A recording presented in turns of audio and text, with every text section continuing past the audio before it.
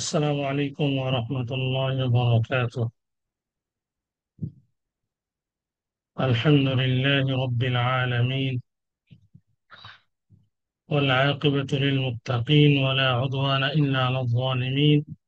والصلاة والسلام على رسوله الكريم وعلى آله وصحبه الأمين. أما بعد، فإن أصدق الحديث كتاب الله، وخير الهدي هدي محمد صلى الله عليه وسلم، وشر الأمور محدثاتها، وكل محدثة بدعة، وكل بدعة ضلالة، وكل ضلالة في النار. أعوذ بالله من الشيطان الرجيم. بسم الله الرحمن الرحيم. كنتم خير أمة أخرجت للناس كنتم خير أمة أخرجت للناس تأمرون بالمعروف وتنهون عن المنكر وتؤمنون بالله. ولو آمن أهل الكتاب لكان خيرا لهم، منهم المؤمنون وأكثرهم الفاسقون। الحمد لله। সমস্ত প্রশংসা আল্লাহর নিমিত্তে আদায় করছি, যিনি আমাদের সকলকে আমাদের নতুন আরেকটি জীবনের জুমাবারে ইনশাআল্লাহ পথে কোরআন আলী গ্রুপ কর্তৃক আয়োজিত সাপ্তাহিক হালাকার প্রথম দিনে জুমাবারের হালাকায় অংশগ্রহণ করার, একত্রিত হয়ে কিছু কথা বলার, শ্রবণ করার সুযোগ ও তৌফিক প্রদান করেছেন। শুকরিয়া স্বরূপ কালিমাতুশ শুকর পাঠ করি আলহামদুলিল্লাহ। তার শুকরিয়া আদা করে শেষ হবে না যদি আমরা লক্ষ্য করি আমাদের ডানে বামে হাজার মানুষ পৃথিবী থেকে চলে যাচ্ছে। আমরা দেখতে পাচ্ছি, শুনতে পাচ্ছি, মানুষের আনন্দ মুহূর্তে মানুষ চলে যাচ্ছে, বেদনা মুহূর্ত চলে যাচ্ছে। আল্লাহ সুবহানাহু ওয়া তাআলা আমাদেরকে যেহেতু সকল মুহূর্ত থেকে হেফাজত করে আমাদেরকে সুস্থ রেখেছেন, জীবিত রেখেছেন, কথা ও বলার শক্তি প্রদান করেছেন, এই জন্য আবারও অন্তঃস্থল থেকে শুকরিয়া আদায় করছি আলহামদুলিল্লাহ। সালাতু সালাম বর্ষিত হোক প্রিয় নবী, শেষ নবী মুহাম্মদ বিন আব্দুল্লাহ প্রতি, যার উম্মত হতে পেরে আমরা গর্বিত, যার শাফাআত ছাড়া আমরা কেউ জান্নাতে প্রবেশ করতে পারবো না, যাকে আল্লাহ সুবহানাহু ওয়া তাআলা মাকাম দান করেছেন, জান্নাতুল ফিরদাউসের উত্তরসূরি বানিয়েছেন, ওয়াসিলা ফাদিলা দান করেছেন, সেই মহান নবী, শ্রেষ্ঠ নবীর প্রতি সংক্ষেপে সালাতু সালাম প্রেরণ করি। আল্লাহুম্মা সাল্লি ওয়া সাল্লিম ওয়া বারিক আলা আবদিকা ওয়া হাবিবিকা মুহাম্মদ ইবনে আব্দুল্লাহ ওয়া আলা আলিহি ওয়া সাহবিহি আজমাইন। আমরা অনেকেই দোয়া চেয়েছেন, নিজেরও দোয়ার মুখাপেক্ষী। প্রত্যেকটি মানুষই একে অপরের দোয়ার মুখাপেক্ষী। আমরা একে অপরের জন্য দোয়া করি, যারা আমরা বিপদগ্রস্ত আছি।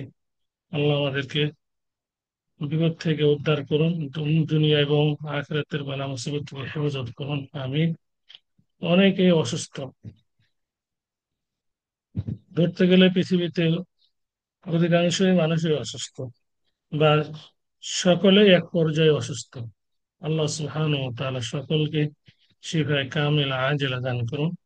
আমাদের আহ, প্রতিষ্ঠাতা পরিচালক, আমাদের শ্রদ্ধাভাজন যিনি বোন হাসিনা বিনতে হানিফ, তিনি তার পিতা, তার মাতা অসুস্থ, পিতা ইন্তেকাল করেছেন, আল্লাহ তার ক্ষমা করুন, জান্নাতুল ফিরদাউসের উত্তরসূরি বানিয়ে দিন। তার মাতা অসুস্থ এবং আরো তার ফ্যামিলির অনেকে অসুস্থ। আল্লাহ সকলকে শিফায়ে কামিলা আজেলা দান করুন।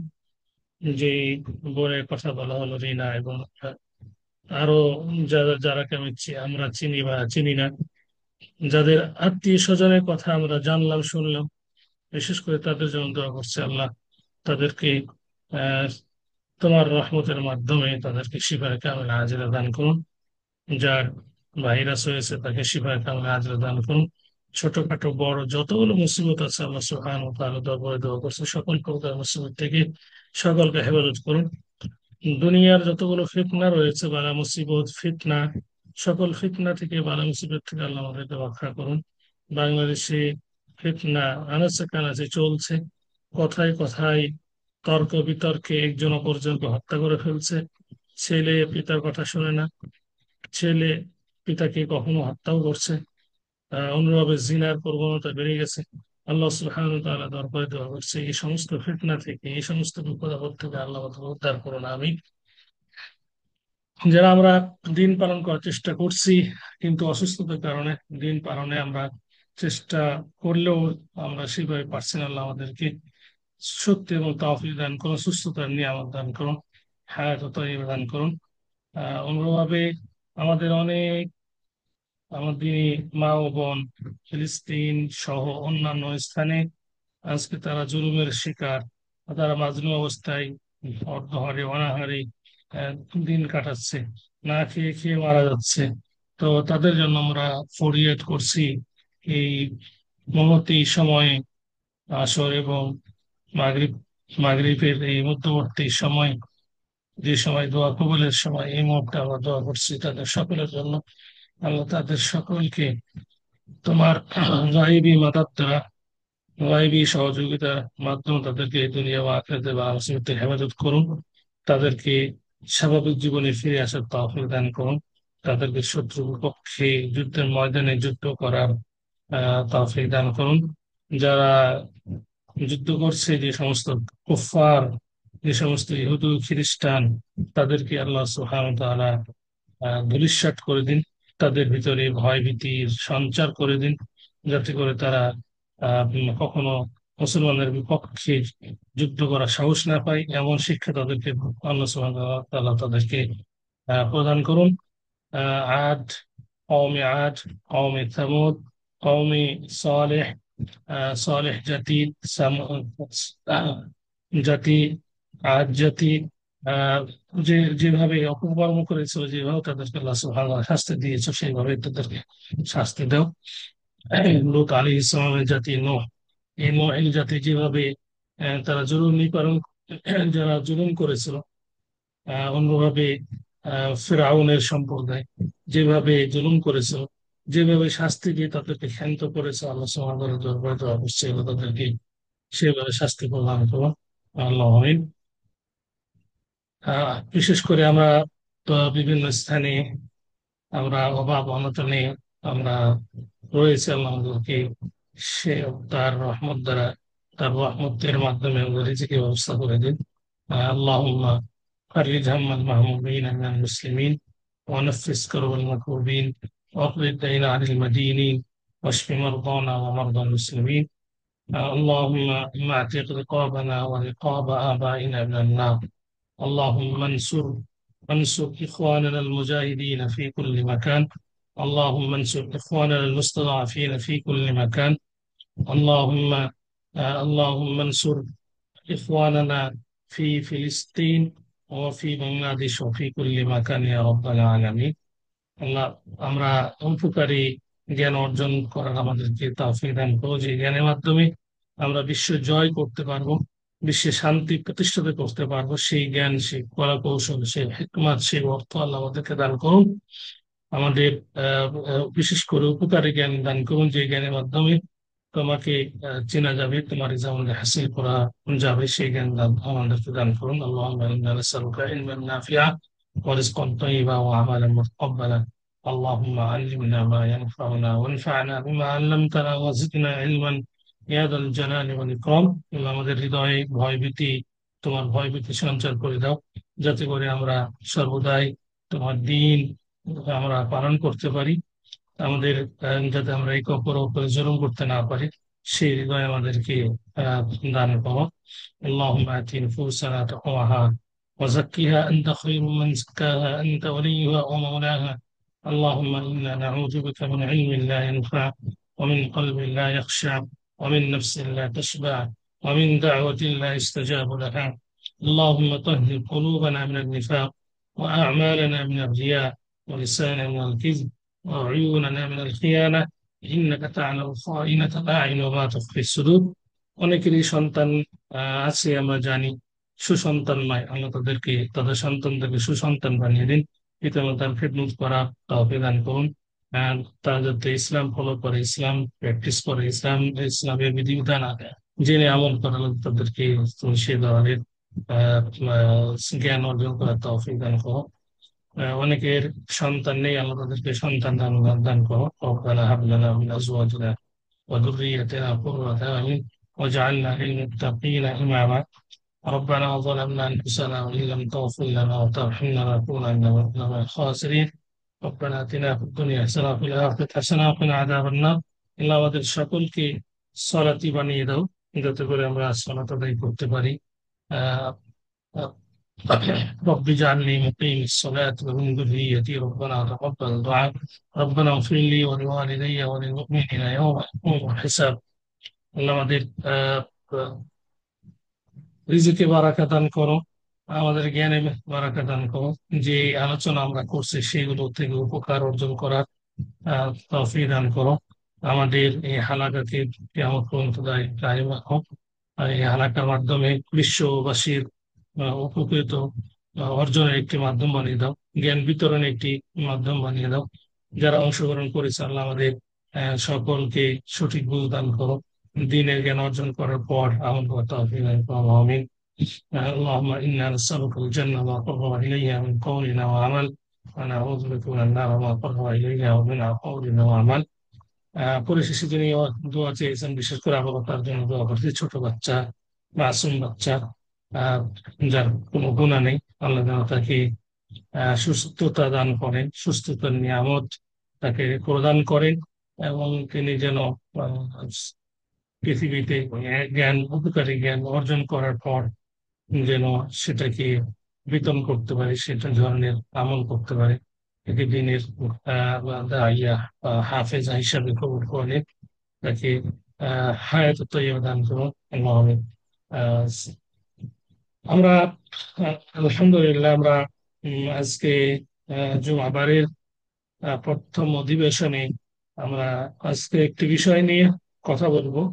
আজকে আমাদের আপুর আলোচনা করার কথা ছিল, তিনি অসুস্থ, ব্যস্ত, দুটোর মধ্যেই আছেন। তাকে সুস্থ দান করুন। হঠাৎ করে তিনি বলেছেন যে তিনি আলোচনা পরে করবেন, এজন্য হঠাৎ করে আলোচনা করার সিদ্ধান্ত নিয়েছি। আল্লাহ আমাকে তৌফিক দান করে সঠিক কথা বলার। একেবারে হঠাৎ করে আর জুমাবারে আমাদের এমনি ব্যস্ততা থাকে, জুমার খুতবা সহ অন্যান্য আরো অনেক কিছু প্রোগ্রাম থাকে। তো যাক, সব মিলে আল্লাহর শুকরিয়া, তিনি কথা বলার সুযোগ প্রদান করেছেন, আলহামদুলিল্লাহ।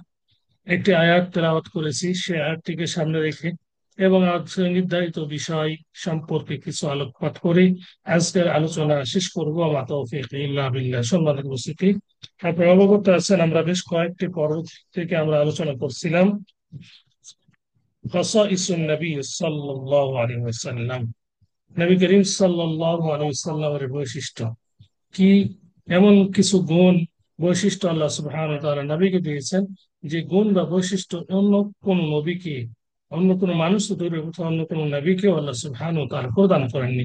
এইসব গুণ নিয়ে আমরা বেশ কয়েকটি পর্বে আলোচনা করেছি।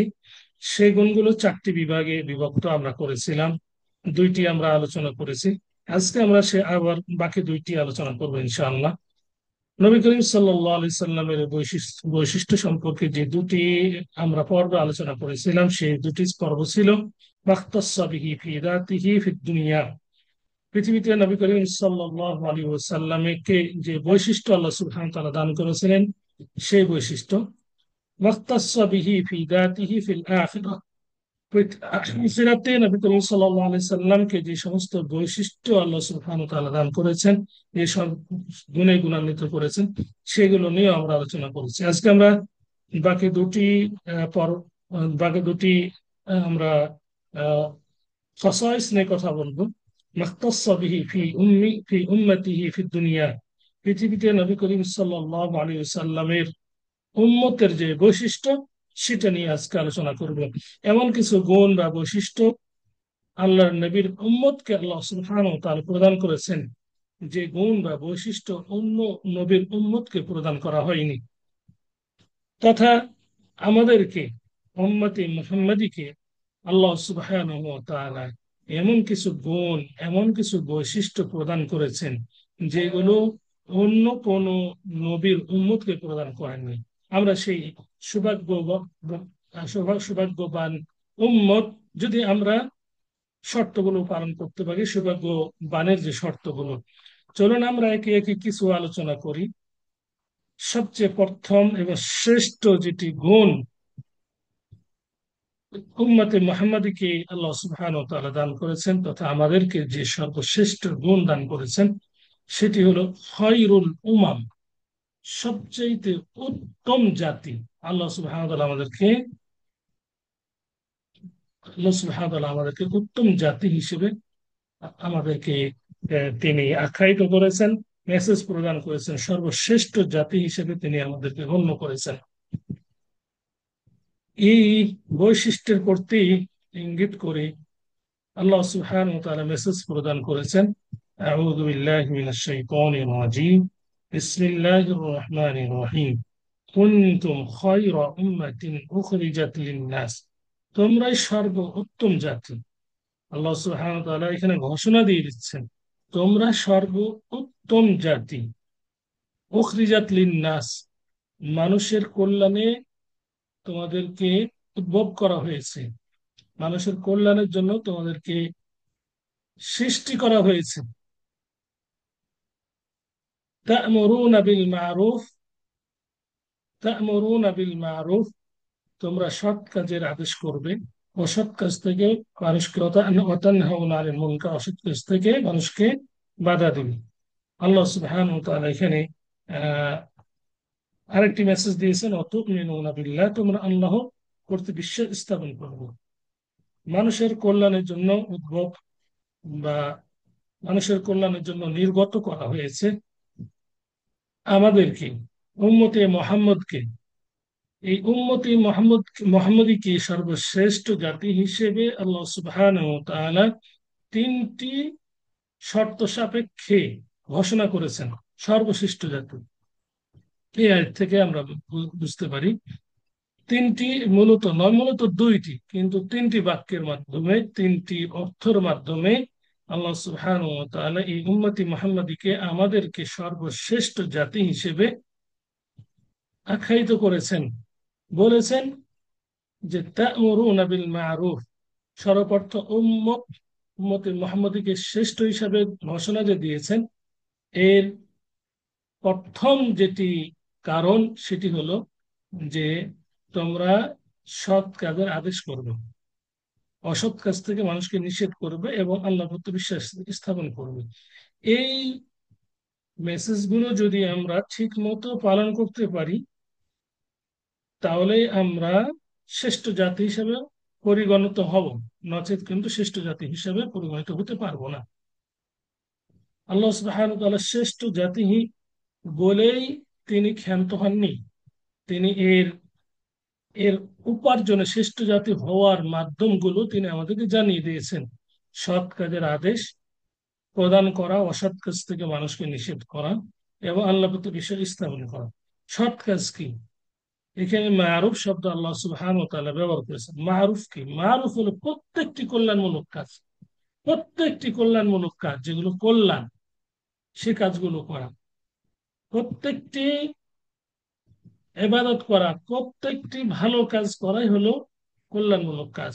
এই কল্যাণমূলক কাজে যারা আদেশ প্রদান করে, সালাত আদায় করার যারা কথা বলে, যারা বলে যাকাত প্রদান করার কথা বলে, যারা মানুষের সহযোগিতা করার কথা বলে, জাহান্নাম থেকে আহ, আহ, যারা আহ, যারা জান্নাতে যাওয়ার কথা বলে, এবং মুনকার কি? মুনকার যত প্রকার অগৃহীত কাজ আছে, ঘৃণিত কাজ, নিষিদ্ধ কাজ, সেগুলোকে বলা হয়ে থাকে, সেইগুলোর থেকে বারণ করা। মদ, জুয়া ইত্যাদি যেগুলো সম্পর্কে স্পষ্ট হারাম ঘোষণা করা হয়েছে, সেগুলো থেকে মানুষকে নিষেধ করা এটাই হচ্ছে উত্তম জাতি হওয়ার এগুলো মানদণ্ড। পরিশেষে অত মেনু না বিল্লাহ, আল্লাহর প্রতি বিশ্বাস স্থাপন করা, আল্লাহর প্রতি পরিপূর্ণভাবে বিশ্বাস স্থাপন করা, এটি হচ্ছে উত্তম জাতির হওয়ার শ্রেষ্ঠতম মানদণ্ড। যারা আল্লাহর প্রতি বিশ্বাস স্থাপন করবে, আল্লাহর ওজুদে, আল্লাহর আপনার শরিয়াতে, সবকিছুতে যারা বিশ্বাস করবে, তারাই হচ্ছে উত্তম জাতি।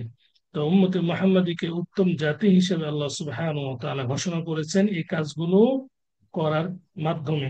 যদি এই কাজগুলো আমরা করি, উম্মতে মুহাম্মাদী করে, তাহলে তার উত্তম জাতি হিসেবে গণ্য হবে, নচেত হবে না।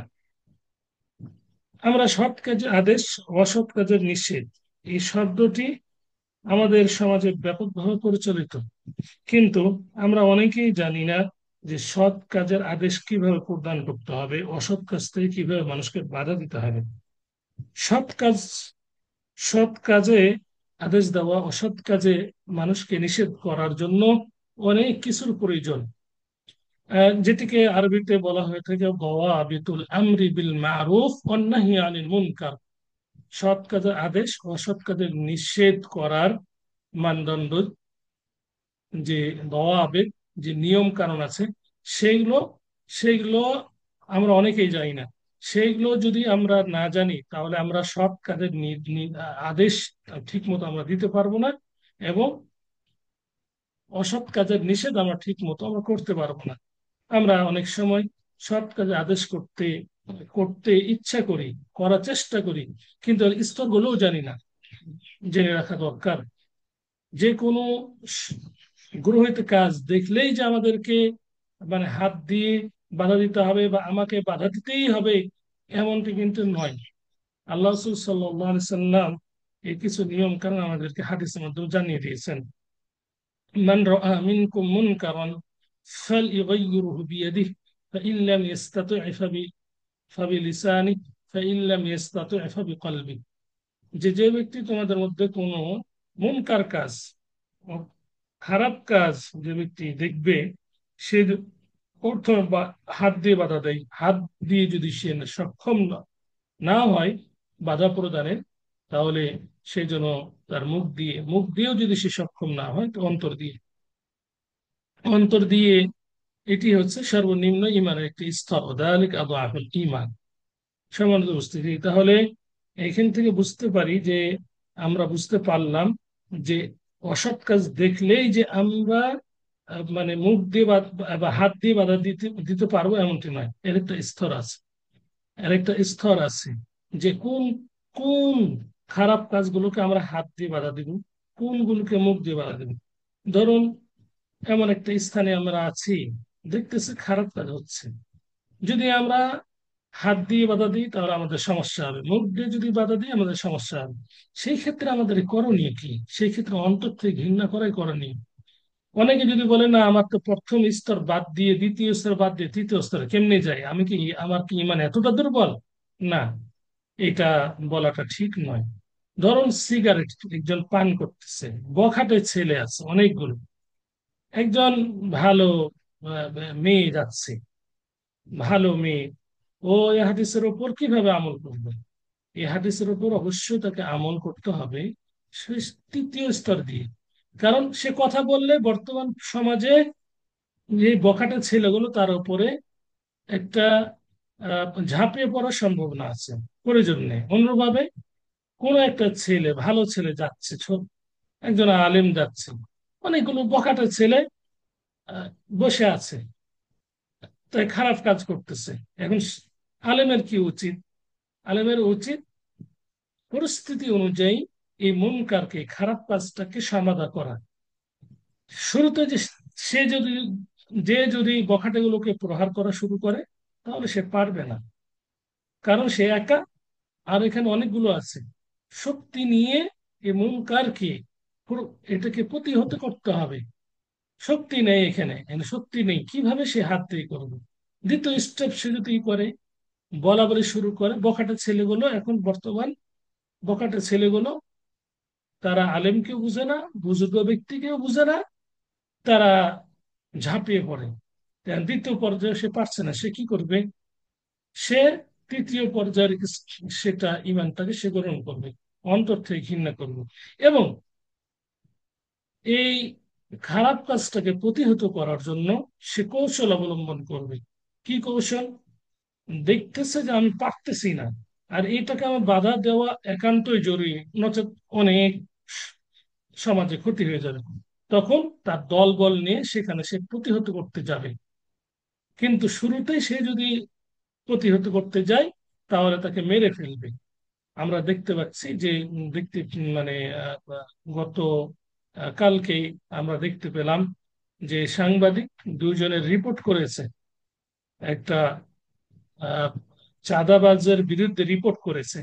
এই রিপোর্ট করার কারণেই সে মানে তাকে আবার দুপুরেই সবার সামনে একজনকে ইটের বাড়ি দিয়ে তাকে মেরে রক্তাক্ত করে মেরে ফেলেছে, আর অপরজনকে সরাসরি জবাই করেছে।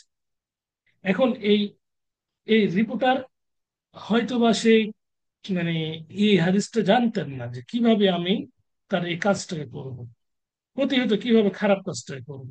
কলা কৌশল গ্রহণ করার দরকার ছিল। সম্মান উপস্থিতি, আমরুন বিল মারুফ ওয়ান নাহয়ুন আনিল মুনকার, এটা শ্রেষ্ঠ জাতি হওয়ার এটা একটা অন্যতম মাধ্যম। তো এই বিষয়টাকে আমাদেরকে জানতে হলে সর্বপ্রথম এই বিষয়ে জ্ঞান অর্জন করতে হবে যে সৎ কাজ কোনটি, সৎ কাজকে বাধা দেব কিভাবে, এই বিষয়ে জ্ঞান অর্জন করতে হবে। জ্ঞান ছাড়া সৎ কাজ চিনা যাবে না, অসৎ কাজকেও চিনা যাবে না। এবং জ্ঞান ছাড়া সৎ কাজের আদেশও প্রদান করা যাবে না, অসৎ কাজ থেকে নিষেধ করা যাবে না। সর্বপ্রথম এই আহ, এই গুণটি অর্জন করতে হলে জ্ঞানের প্রয়োজন। আগে জানতে হবে সৎ কাজ কি কি, সৎ কাজ কোনগুলো আগে জানতে হবে। দ্বিতীয়ত জানতে হবে যে সৎ কাজ অনেকগুলো, কিন্তু আমি কোনটা বিষয় আগে মানুষকে আমি আদেশ করব, কোন বিষয়ে, এটা আমাকে মানে আল আল আউলা ফাল আউলা, গুরুত্ব থেকে গুরুতর, সবচেয়ে গুরুতর বিষয়ে আগে আমাকে জেনে সেটার বিষয়ে আমাকে দাওয়াত দিতে হবে, সেই বিষয়ের আদেশ প্রদান করতে হবে। সেটা যদি আমরা করতে না পারি তাহলে কিন্তু আমাদের এই সৎ কাজের আদেশটা ঠিক মতো হবে না। আমরা দেখুন, আমরা হাদিসে মুআজ এই সম্পর্কে আমরা আহ, জেনেছি। আল্লাহ নবী সাল্লাল্লাহু আলাইহি সাল্লাম তাকে পাঠিয়েছেন ইয়ামানে দাওয়াত দিতে। দাওয়াত দিতে পাঠানোর যে অনেকগুলো কাজ দিয়ে তাকে পাঠিয়েছিলেন, অনেকগুলো।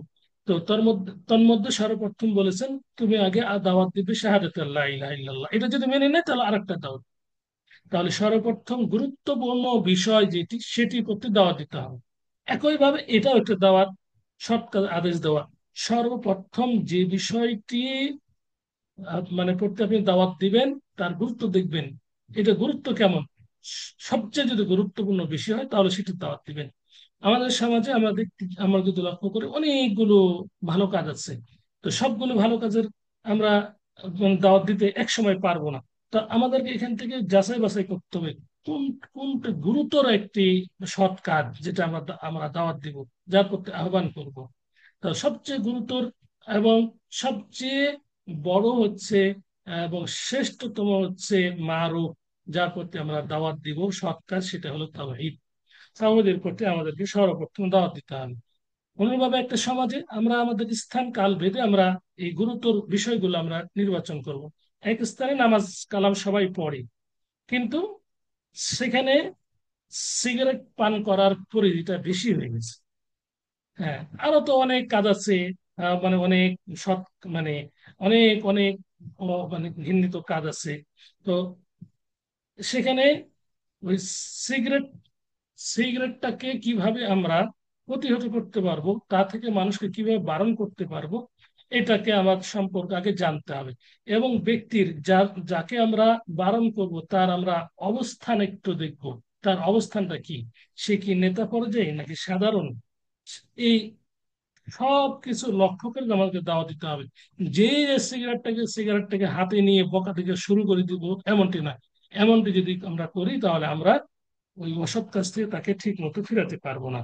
তাহলে সৎ কাজের আদেশ, অসৎ কাজের নিষেধের নিষেধ, এই বিধানটিকে পালন করার কিছু নিয়ম কারণ আছে। সর্বপ্রথম এই বিষয়গুলোতে এই দুটি বিষয় জ্ঞান অর্জন করতে হবে, এবং এই দুটি বিষয়ের গুরুত্বটা আমাদের দেখতে হবে। আল আউলা ফাল আউলা, কোনটি বিষয় বেশি গুরুত্ব সেই বিষয়ে আমাদেরকে দাওয়াত দিতে হবে। কোনটি বেশি গুরুত্ব নিষেধ করা সেটিকে আমাদের নিষেধ করতে হবে। তৃতীয় বিষয় আমাদের লক্ষ্য করতে হবে যে সৎ কাজে আদেশ করতে যে যাতে করে বিপদে পড়ে না যাই, সৎ কাজ তো হারিয়ে যেতে যেতে না ফেলি, এবং ছোট একটি সৎ কাজে আদেশ করতে যে যাতে করে বড় আমাদের মানে সৎ কাজ থেকে আমরা যেন মানে আমরা যেন বাধা না হয়ে দাঁড়াই। ধরুন একজন চেয়ারম্যান, সে সিগারেট খাচ্ছে, সে সলাৎ আদায় করে না, সে অনেক খারাপ কাজ করছে, তাহলে তাকে দাওয়াত দেওয়ার ক্ষেত্রে আমাদেরকে লক্ষ্য করতে হবে যে তাকে কোন বিষয়টি দাওয়াত দিলে আমি বিপদে পড়বো না। তাহলে বিপদে যাতে করে পড়তে না হয়, ছোট কাজে আদেশ করতে যেয়ে বা নিষেধ করতে যে বিপদে যাতে পড়তে না হয়, হ্যাঁ, এটা আমাদের খেয়াল করতে হবে। বড় জিনিসটা যেন হাতছাড়া না হয়ে যায়, এই বিষয়টা আমাদের খেয়াল করতে হবে। ছোট বিষয়, সিগারেট খাচ্ছে যদিও গুনার কাজ, কিন্তু এর থেকে বড় কাজ আমাদের হলো তাকে সলাতি বা নামাজি বানানো। এটা হচ্ছে আমাদের বড় কাজ। তাহলে ছোট কাজটাকে করতে যে যাতে বড় কাজটা আমরা হারিয়ে না ফেলি, যাতে ছোট কাজটা করতে যে বড় কাজটা যাতে হারিয়ে না ফেলি, তাহলে তাকে আগে নামাজি বানানো দরকার। কারণ নামাজ যে ব্যক্তি পড়বে, ইন্নাস সালাতা তানহা আনিল ফাহশাই ওয়াল মুনকার, নামাজটাই তাকে তার এই সিগারেট পান করা থেকে বিরত রাখবে। অর্থাৎ তাকে নামাজের দাওয়াতটা তাকে দিতে হবে। নামাজের দাওয়াতটা না দিলে সিগারেটের দাওয়াত দিই, তাহলে আমরা বড় কাজটাকে হারিয়ে ফেলবো, বড় দাওয়াতটাকে আমরা হারিয়ে ফেলবো। এই বিষয়টাকে আমাদের লক্ষ্য করতে হবে। অনুভাবে আরেকটা বিষয় লক্ষ্য করতে হবে যে সৎ কাজে আদেশ করতে যে বা অসৎ কাজে নিষেধ করতে যে যাতে করে আমরা ইখতিলাফি মাসলা নিয়ে সর্বপ্রথম আমরা কথা না বলি। ধরুন এক সমাজে হানাফি, সবাই হানাফি, আপনি শুধু হাদিস পালন করছেন, সেই সমাজে সবাই গায়রিল মাগদুবি আলাইহিম ওয়ালাদ-দাল্লিন নামাজের মধ্যে বলার পরে আমিন বলেন। এখন আপনি বিশাল এক বিকট শব্দে আমিন বলে ফেললেন, এবং সেখানে দাওয়াত দেওয়া আপনি শুরু করলেন। এই এটা না করলে নামাজ হবে না, আমিন না বললে নামাজ হবে না, সুন্নাত বর্জন করছেন ইত্যাদি। এই একটা ইখতিলাফি মাসলা, যদিও ইখতিলাফি মাসলা হানাফ আহনাফরা বলে, কিন্তু আমরা বলি এটি সহি হাদিসে একাধিক হাদিসে প্রমাণিত এটি হাদিস, কিন্তু তাদের ভাষায় এটা ইখতিলাফি মাসলা। তাহলে মতানক্য মাসলা, তাহলে মতানক্য মাসলাই সর্বপ্রথম আমাদেরকে দাওয়াত দেওয়া যাবে না, যেহেতু সমাজটা কি, এটা আহনাফ, তাদের তাদের সমাজে জোরে আমিন বলাটাই হচ্ছে বিদআত, আস্তে আমিন বলাটাই সুন্নত। অথচ এর বিপরীত, জোরে আমিন বলাটাই কিন্তু সুন্নত, আস্তে বলাটাই কিন্তু সুন্নত নয়। তাহলে এখানে এই এই দাওয়াত দিতে যে বিপদে পড়বেন যদি আপনি তাদের অবস্থা বিবেচনা না করেন। আর এটি একটা ইখতিলাফি মাসলা বা একটা একটা হচ্ছে সুন্নতি বিষয়, এটাকে যদি আপনি একা দাওয়াত দিতে যান, তাহলে ফাসাদ তৈরি হবে, মারামারি কাটাকাটি লেগে যাবে, এমনকি আপনাকে রক্তাক্ত করবে, মেরেও ফেলতে পারে। তারা এমন আক্রমণে কথা বলে, স্পষ্ট বলে যে লামা যাবি, এই মসজিদে প্রবেশ নিষেধ। অনেকে রক্তাক্ত করেছে ইতিপূর্বে। এই কিছুদিন আগেই চাঁদপুরে একজন মাদানী আলেমকে তারা আহ, হত্যা করার উদ্দেশ্যে তারা মানে চাকু দিয়ে কুপিয়েছে, আমরা কিছুদিন আগে জানতে পারলাম। তাহলে ইখতিলাফি মাসলা যেটি সমাজের নিকট ইখতিলাফি, সমাজের নিকট ইখতিলাফি মতানক্য মাসলা, এই মাসলা দিয়ে দাওয়াত দেওয়া শুরু করা যাবে না। এটা আমাদের লক্ষ্য করতে হবে যে কোনটি ইখতিলাফি মাসলা, কোনটি ইখতিলাফি মাসলা নয়। এরপর যে বিষয়টি লক্ষ্য করতে হবে যে যে কোনো ঘৃণিত কাজ যখন আমরা নিষেধ করব, এটা কিন্তু প্রকাশ্য হতে হবে, স্পষ্ট হতে হবে। অস্পষ্ট বিষয়ে যদি মানে মানে আমরা করি, তাহলে কিন্তু আমরা এই নিষেধ করে আমরা বিপদে পড়ব। স্পষ্ট এই কাজটি সকলের নিকট এবং শরীয়তে এটি নিষিদ্ধ কাজ, অবরোহিত কাজ, এটা আমাদেরকে লক্ষ্য করতে হবে। সর্বোপরি এর পরিণাম আমাদেরকে চিন্তা ভাবনা করে আল আমরু বিল মারুফ ওয়ান নাহয়ু আনিল মুনকার দাওয়াত দিতে হবে, সৎ কাজ আদেশ, অসৎ কাজের নিষেধ। এর পরিণাম কি হতে পারে? আমি দাওয়াত দিলে দাওয়াতটা কবুল হতে পারে, হ্যাঁ, এই ধরনের আমাদেরকে মানে আগে এর পরিণামটা আমাদেরকে ভালোভাবে জেনে নিতে হবে, বুঝতে হবে যে আমার দাওয়াত যদি কবুল হতে পারে, কোনো সমস্যা হবে না, আমি দাওয়াত দিব। যদি এখানে কোনো সন্দেহ থাকে যে আমি হয়তো বা বিপদে পড়ে যেতে পারি, না, দাওয়াত দেওয়া থেকে বিরত থেকে কৌশল শক্তি অর্জন করে তারপর দাওয়াত দিতে হবে। একইভাবে ঘৃণিত কাজ, আপনাকে এর পরিণাম লক্ষ্য করতে, আপনি এই ঘৃণিত কাজ থেকে বাধা দিলে আপনার কি পরিণাম হতে পারে, আপনি কি সাকসেসফুল হবেন, আপনার এই অপারেশন কি সাকসেসফুল হবে নাকি হবে না। যদি সন্দেহ থাকে আপনি এড়িয়ে চলবেন, আর যদি সন্দেহ না থাকে, হ্যাঁ, যে না আপনি পারবেন, হ্যাঁ অবশ্যই আপনাকে দাওয়াত দিতে হবে। মনে রাখবেন, আবার দোনো বনো করে দাওয়াত দেওয়া থেকে পিছিয়ে থাকা যাবে না। অবশ্যই সৎ কাজ আদেশ, এটা একটা দাওয়াত, এর উপর দাওয়াত দিতে হবে। এই সৎ কাজ আদেশ, অসৎ কাজের নিষেধ যদি আমরা ঠিক মতো দিতে পারি মানুষকে, তাহলে আমরা উম্মত জাতি হিসেবে পরিগণিত হব। দ্বিতীয় বিষয় নিয়ে আমরা আলোচনা করব, আল্লাহ আমাদেরকে সৎ কাজের আদেশ, অসৎ কাজের নিষেধ, সকল প্রকার নিয়ম কানুন মেনে আমাদেরকে পালন করা তৌফিক দান করুন, আল্লাহ আমিন। ওয়া তুমিনুনা বিল্লাহ, আল্লাহ প্রতি বিশ্বাস স্থাপন করা। আল্লাহ প্রতি বিশ্বাস স্থাপন করা আমরা সকলেই জানি যে আল্লাহ প্রতি বিশ্বাস স্থাপন করা কি, পরিপূর্ণভাবে শরীয়তকে মেনে নেওয়ার কথাই। যখন আমরা আল্লাহর প্রতি বিশ্বাস স্থাপন বলবো, তখন আমরা বুঝবো যে আল্লাহ সুবহানাহু ওয়া তাআলা যে সমস্ত বিধিবিধান আমাদেরকে পালন করতে বলেছেন সেগুলোকে পালন করা, যেগুলো থেকে নিষেধ করেছেন সেগুলো থেকে নিষেধ করা। ওমা আতাকুমুর রাসূল ওমা আতাকুমুর রাসূলু ফাখুযুহু ওমা নাহাকুম আনহু ফান্তাহু, রাসূল তোমাদেরকে যা দেয় তা গ্রহণ করো, যা থেকে বারণ করে তা থেকে তোমরা নিষেধ দূরে থাকো। তাহলে শরীয়তের বিধিবিধান পরিপূর্ণ মেনে নেওয়া, এটা এটা হচ্ছে আল্লাহর প্রতি ঈমান আনার অন্যতম একটি মাধ্যম। আল্লাহর প্রতি ঈমান আনা অনেকগুলো অনেকগুলো আরো এর সাথে সংশ্লিষ্ট বিষয় আছে। আর তাসদীকু বিউজুদিল্লাহ, আল্লাহর অস্তিত্ব সম্পর্কে সত্যায়িত করা, আল্লাহ অস্তিত্ব রয়েছে এটাকে মেনে নেওয়া। ওয়াল ঈমানু বিওয়াহদানিয়াতিহি ওয়া কুদরতিহি, এবং তার ওয়াহদানিয়াত, তার একত্ববাদ, তার ক্ষমতায়নে তাকে একক বিশ্বাস করা, এর উপর ঈমান আনা। মা তাসলিমি লাহু ওয়াল ইনকিয়াদু লাহু ওয়াল ইনকিয়াদি লিআওয়ামিরিহি ওয়া নাওয়াহিহি, তার সকল প্রকার আদেশ এবং নিষেধ মেনে নেওয়া, এটা হচ্ছে আল ঈমানু বিল্লাহ এর মধ্যে অন্তর্ভুক্ত।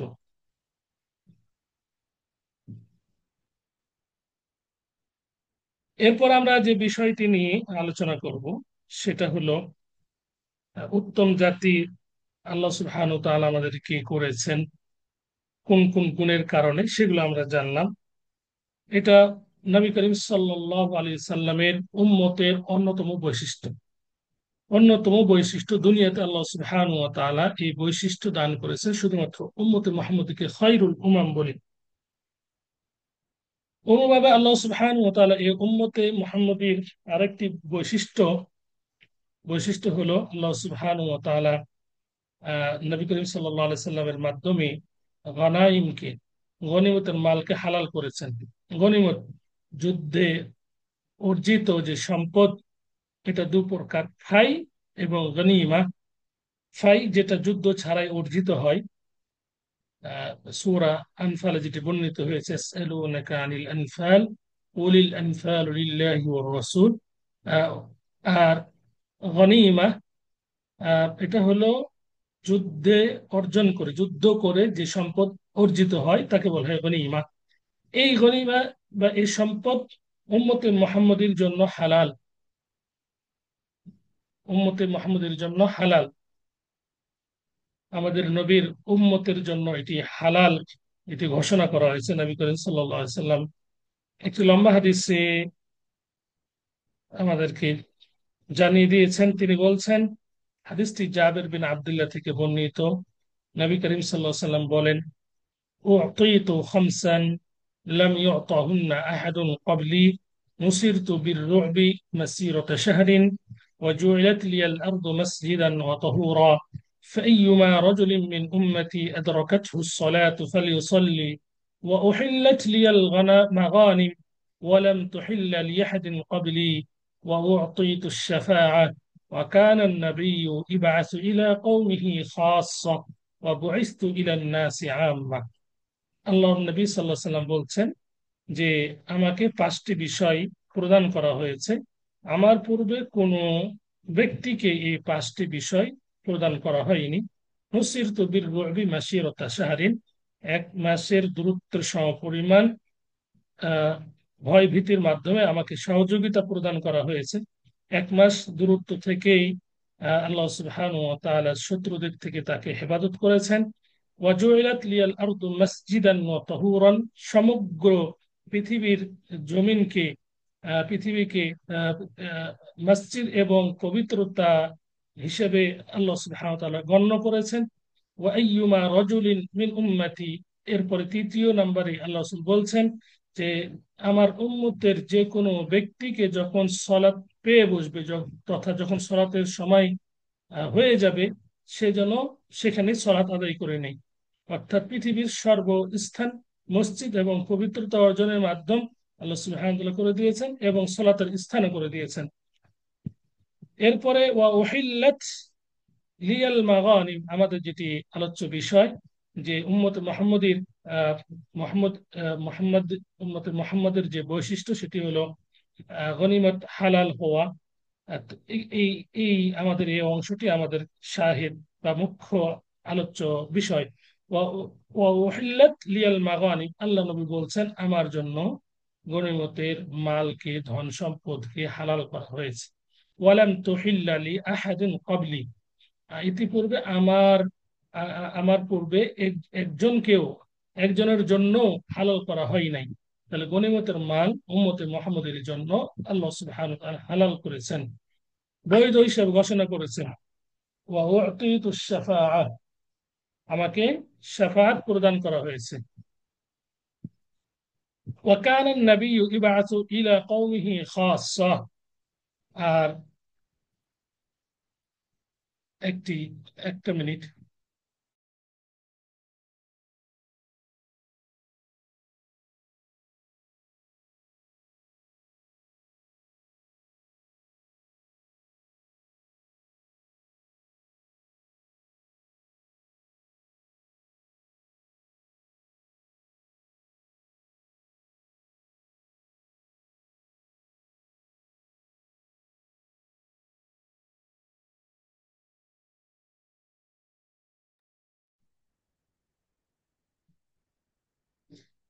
আমরা বলছিলাম যে গনিমত এই উম্মতে মুহাম্মদের জন্য হালাল করা হয়েছে। সর্বশেষ হাদিসের যে আমরা পয়েন্টটি উল্লেখ করেছি সেটা হলো ওয়াকানা নবী বাআসু ইলা কওমিহি খাসসা, অন্যান্য নবীকে তার জাতির জন্য শুধুমাত্র প্রেরণ করা হতো। ওয়া বুইসতু ইলা নাসি আম্মা, আল্লাহ নবী সাল্লাল্লাহু আলাইহি ওয়াসাল্লাম বলছেন আমাকে সকল মানুষের জন্য প্রেরণ করা হয়েছে। প্রিয় উপস্থিতি, তাহলে এই হাদিস থেকে আমরা বুঝতে পারলাম যে এই উম্মতে মুহাম্মদের বৈশিষ্ট্য হলো, অন্যতম একটি বৈশিষ্ট্য হলো যে গনিমতের মালকে হালাল করা হয়েছে। গনিমতের মাল ইতিপূর্বে আমরা আলোচনা করেছি যে যুদ্ধে অর্জন করে যে মাল পাওয়া যায়, যুদ্ধ, কাফের মুশরিকদের সাথে যুদ্ধ, তুমুল যুদ্ধ হলো, হ্যাঁ, কাফেররা তাদের সম্পদ ছেড়ে চলে গেল, আহ, আহ, এই মালগুলোকে বলা হয়তো গনিমতের মাল। তৃতীয় আরেকটি বৈশিষ্ট্য কথা আমরা উল্লেখ করব, যেটি ইতিপূর্বে আমরা উল্লেখ করেছি হাদিসে, কিন্তু এটা অন্যতম একটি বৈশিষ্ট্য, যে আল আরদু মাসজিদান ওয়া তাহুরান, যে পৃথিবীর যে জমিন, এই জমিনকে আল্লাহ সুবহানাহু ওয়া তাআলা এই উম্মত মুহাম্মদের জন্য সর্ব জমিনকে তিনি মসজিদ এবং পবিত্রতার ঘোষণা করেছেন। মসজিদ তথা যেখানে আমরা সলাতের সময় আমাদের হবে, সেখানে আমাদের সলাত আদায় করতে হবে। সলাৎ সময় মতো আদায় করা এটি হচ্ছে ফরজ। ইন্নাস সালাতা কানাত আলাল মুমিনিনা কিতাবাম মাওকুতা, যেখানেই সলাতের সময় হবে সেখানে সলাত আদায় করতে হবে। ধরুন আমরা সফরে আছি, সলাতের সময় হয়েছে, সলাত আদায় করতে হবে। বাজারে আমরা বাজার করতে গিয়েছি, সলাতের সময় হয়েছে, আমাদেরকে সলাতের জন্য আমাদেরকে যে কোনো জমিনে আমাদের সলাত আদায় করতে হবে। অনুভবে তহুরা পবিত্রতা। আমাদের এখন আমাদের পানি নেই যে আমরা পবিত্রতা অর্জন করব, কিন্তু মাটি আছে। এই জমিনের এই মাটি এটা পবিত্র, এটা দিয়ে আমরা তায়াম্মুম করব। ফালাম তাজিদু মাআন ফাতায়াম্মামু সাঈদান তাইয়িবান ফামসাহু বিউজুহিকুম ওয়া আইদিকুম মিন। আল্লাহ সুবহানাহু ওয়া তাআলা স্পষ্ট জানিয়ে দিয়েছেন, তোমরা যদি পানি না পাও, ফামসাহু ফাতায়াম্মামু সাঈদান তাইয়্যিবা, পবিত্র মাটি দ্বারা তায়াম্মুম করে নিবে। এটা উম্মতে মুহাম্মদের জন্য একটি অন্যতম বৈশিষ্ট্য। ফাগসিলু উজুহাকুম ফামসাহু উজুহাকুম ওয়া আইদিকুম মিন। তায়াম্মুম পদ্ধতি আল্লাহ সুবহানাহু ওয়া তাআলা জানিয়ে দিয়েছেন। চেহারা চেহারা তথা মুখমণ্ডল মাসাহ করবে, এবং আইদিকুম মিন, এবং মাটি দিয়ে আহ, দুই হাত, ওয়াইদিকুম মিন, তোমাদের হাতকে মাসাহ করবে। তায়াম্মুম পদ্ধতি আমরা আলোচনা করেছি যে একবার মাটিতে বিসমিল্লাহ বলে মাটিতে মারবে, আহ, হাত দুটি রাখবে, উঠিয়ে ফু দিয়ে ফেলা দিবে ময়লাগুলো, এরপরে চেহারা আগে মাসাহ করবে, এরপরে দুই হাত কবজি পর্যন্ত মাসাহ করবে। এটি হচ্ছে শুদ্ধ মত, এবং একবার দুইবার নয়। আল্লাহ সুবহানাহু ওয়া তাআলা এই দিকে ইরশাদ করে এই ইঙ্গিত দিয়েছেন, এবং হাদিসে আমরা পাই আল্লাহ নবী সাল্লাল্লাহু আলাইহি ওয়াসাল্লাম তায়াম্মুম পদ্ধতি দেখিয়ে দিয়েছেন। আহ, বানি মুস্তালিক যুদ্ধে তায়াম্মুমের আয়াতটি নাজিল হয়েছে, আপনারা সকলেই জানেন যে আয়েশা রাদিয়াল্লাহু তাআলা আনহার মালা হারিয়ে গিয়েছিল। তো এরপরে তারা প্রতিমধ্যে বাইদা নামক স্থানে তারা উম, আহ, আহ, এই মালা হারিয়ে যাওয়ার কারণে অবস্থান করছিল। এমতো অবস্থায় ফজর সালাতের সময় হয়েছে, কিন্তু তারা সালাতের জন্য পানি পাচ্ছে না, উজু করবে, কেউ গোসল করবে, পানি পাচ্ছে না। যখন মানে পানি পাচ্ছে না, উম, তারা কষ্টে আছে, এই মুহূর্তে তায়াম্মুম আয়াতটি নাজিল হয় যে পানি না পেলে ফালাম তাজিদু মাআন ফাতায়াম্মামু সাঈদান তাইয়্যিবা, পানি না পেলে তায়াম্মুম করবে পবিত্র মাটি দ্বারা। তো এটি হচ্ছে উম্মতে মুহাম্মদের একটি অন্যতম একটি বৈশিষ্ট্য, যেটি আমরা হাদিস ইতিপূর্বে উল্লেখ করেছি। আরেকটি বৈশিষ্ট্য হলো, আল্লাহ নবী সাল্লাল্লাহু আলাইহি সাল্লাম বলেছেন, সুফুফুন কাসুফুফিল মালাইকা। এই উম্মতে মুহাম্মদের যে সফ কাতার গুলো, এগুলো ফেরেশতাদের কাতারের মতো। এই সম্পর্কে একটি হাদিস আপনাদের সামনে তুলে ধরবো। আল্লাহ নবী সাল্লাল্লাহু আলাইহি সাল্লাম ইরশাদ করেন যে ফুদ্দিলনা আলান নাস বিসালাসিন জুইলাত সুফুফুনা কাসুফুফিল মালাইকা ওয়া জুইলাত লানাল আরদু কুল্লুহা মসজিদান ওয়া জুইলাত তুরবাতুহা লানা তাহুরান ইদা লাম নাজিদিল মা।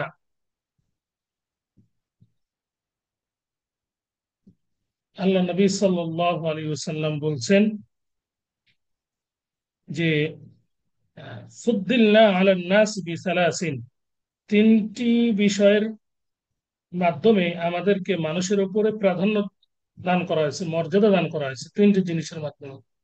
একটি হলো জুইলাত সুফুফুনা, আমাদের এই সফ গুলোকে, কাতার গুলোকে করা হয়েছে কাসুফুফিল মালাইকা, ফেরেশতাদের কাতারের মতো।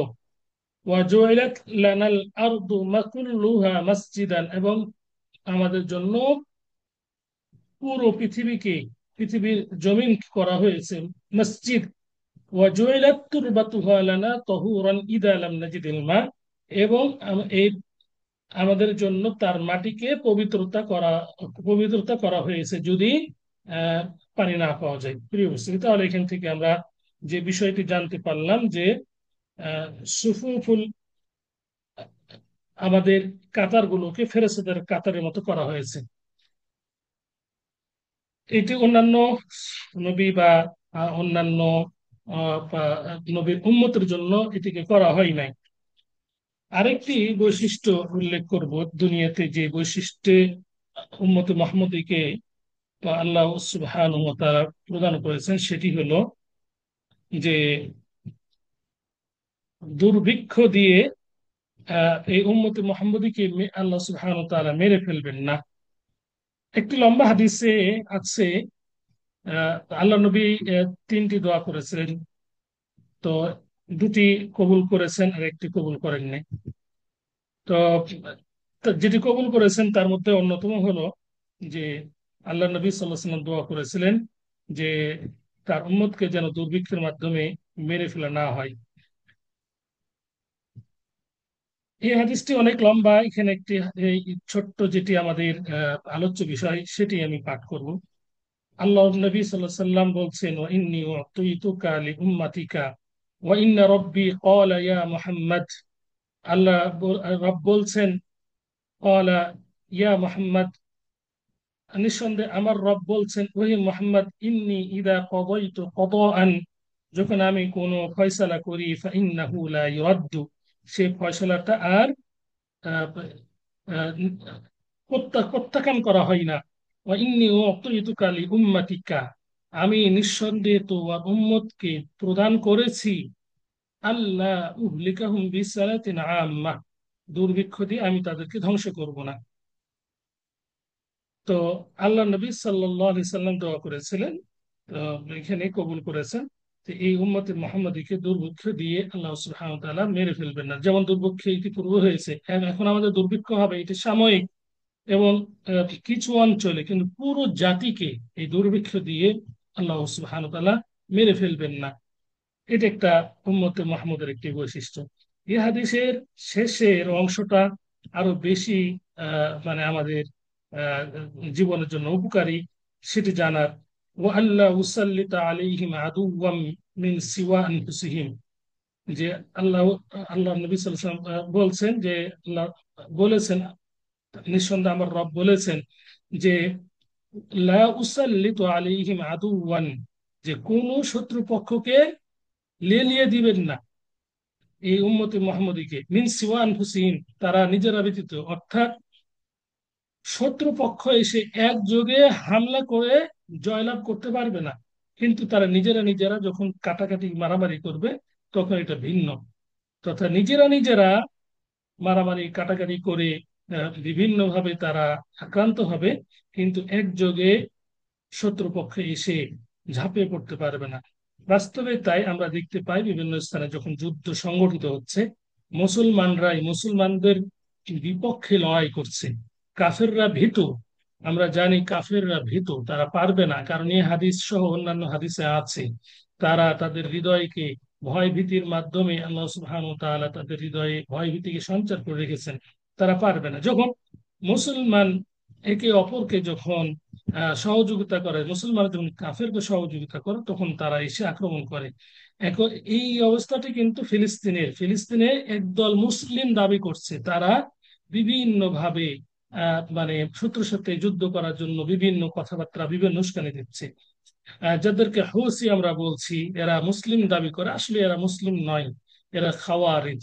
এরা এরাই হচ্ছে এই মুসলমানকে নিধনের অন্যতম কারণ। অনুভাবে ইরানের শিয়ারা আর অন্যান্য শিয়ারা, হুসিরা, এরা আসলে মুসলিম নয়, এরা ইসলাম গ্রহণ করেছে শুধুমাত্র মৌখিক, কিন্তু গোপনে তাদের সাথে সঙ্গ দিয়ে মানে মুসলমানদেরকে নিধন করার জন্য, মেরে ফেলার জন্য সহযোগিতা কাফেররা করছে। মুসলমানরা বুঝতে পারে না, কারণ বলছে যে এটা আমাদের ভাই।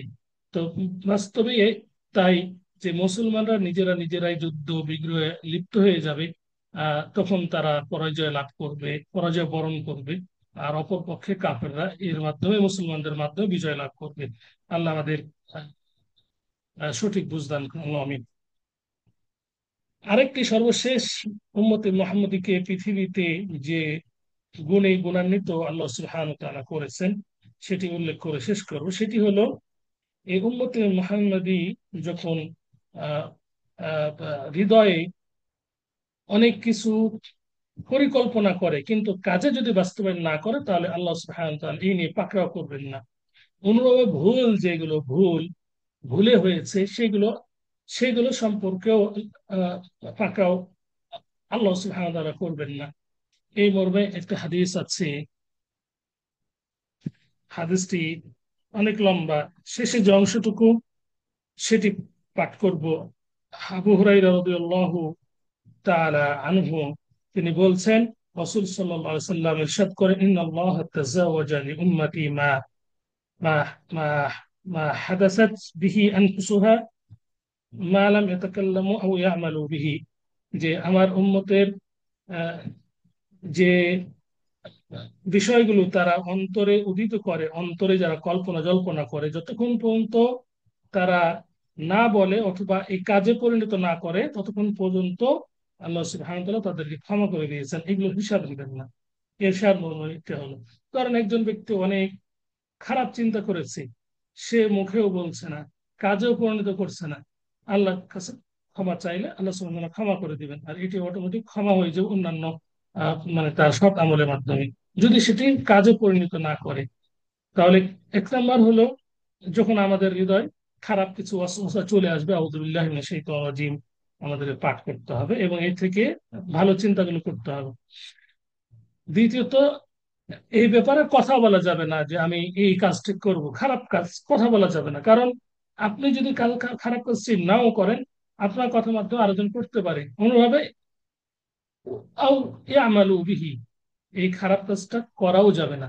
অতএব যদি খারাপ কাজ কোনো ব্যক্তি তার হৃদয়ে মানে সঞ্চার করে, যদি হৃদয়ে কারো আসে, সে যদি এই ব্যাপারে নাও বলা বলি না করে অথবা যদি কর্মে পরিণত না করে, তাহলে এই ব্যাপারে পাকড়াও করা হবে না। এইটা হচ্ছে উম্মতে মুহাম্মদের একটা অন্যতম একটা বৈশিষ্ট্য, যেটা পৃথিবীতে দান করা হয়েছে। আমরা এখন চতুর্থ প্রকার নিয়ে আলোচনা করব, মাস্তাসসা বিহি ফি সাল্লাল্লাহু আলাইহি সাল্লাম ফি উম্মতিহি ফি আখিরাহ। নবী করিম সাল্লাল্লাহু আলাইহি সাল্লামের আহ, উম্মতের আহ, বৈশিষ্ট্য আহ, আখিরাতে আখিরাতে নবী করিম সাল্লাল্লাহু আলাইহি সাল্লামের উম্মতের যে বৈশিষ্ট্যগুলো, সেগুলো আমরা আলোচনা করব।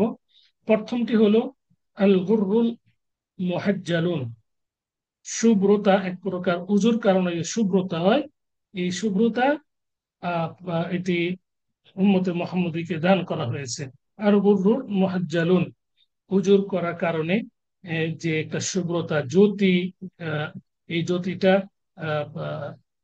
উম্মতে মুহাম্মদীকে দান করা হয়েছে।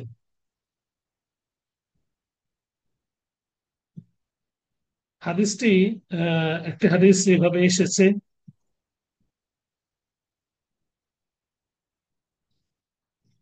আল্লাহ নবী সাল্লাল্লাহু আলাইহি সাল্লাম বলছেন, আনতুম আল গুররুল মুহাজ্জালুনা ইয়াউমাল কিয়ামাতি মিন ইসবাগিল উজুই, ওযু পরিপূর্ণ করার কারণে কিয়ামতের ময়দানে তোমরা গুররুল মুহাজ্জালুন হবে।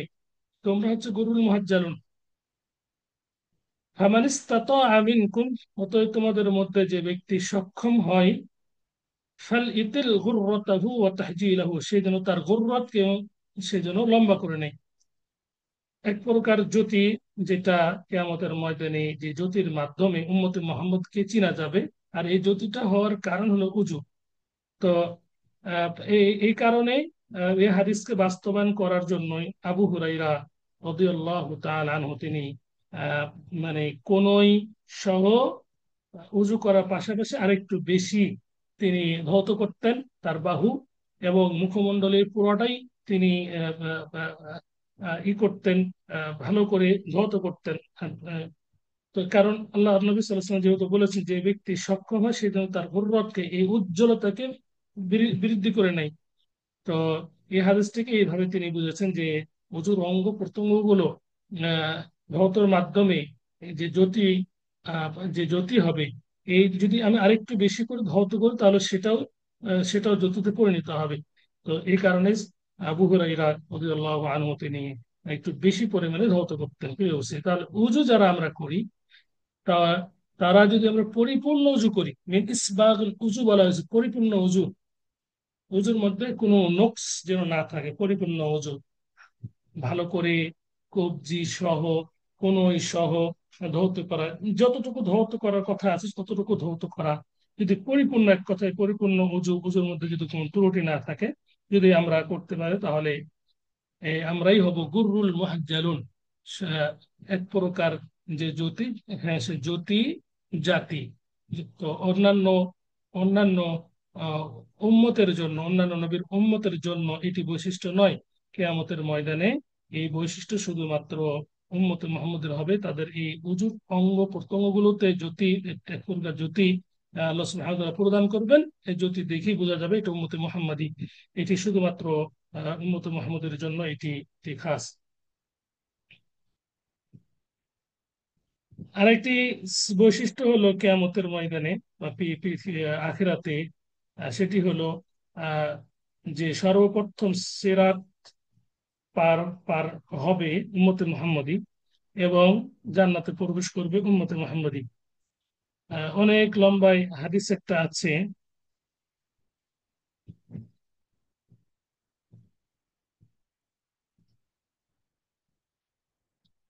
হাদিসটি এই মুহূর্তে আহ, মনে হচ্ছে না। তো হাদিসের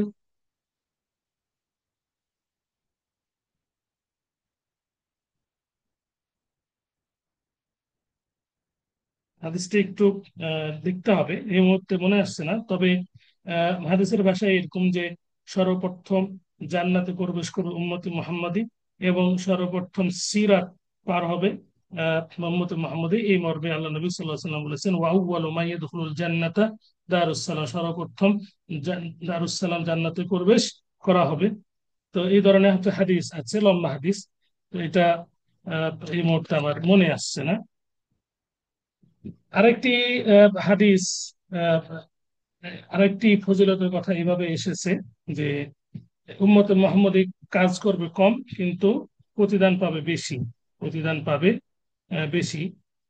এটি একটি অন্যতম বৈশিষ্ট্য। ইহুদি এবং খ্রিস্টান এরা আহ, কাজ করবে অনেক বেশি, কিন্তু পারিশ্রমিক পাবে কম।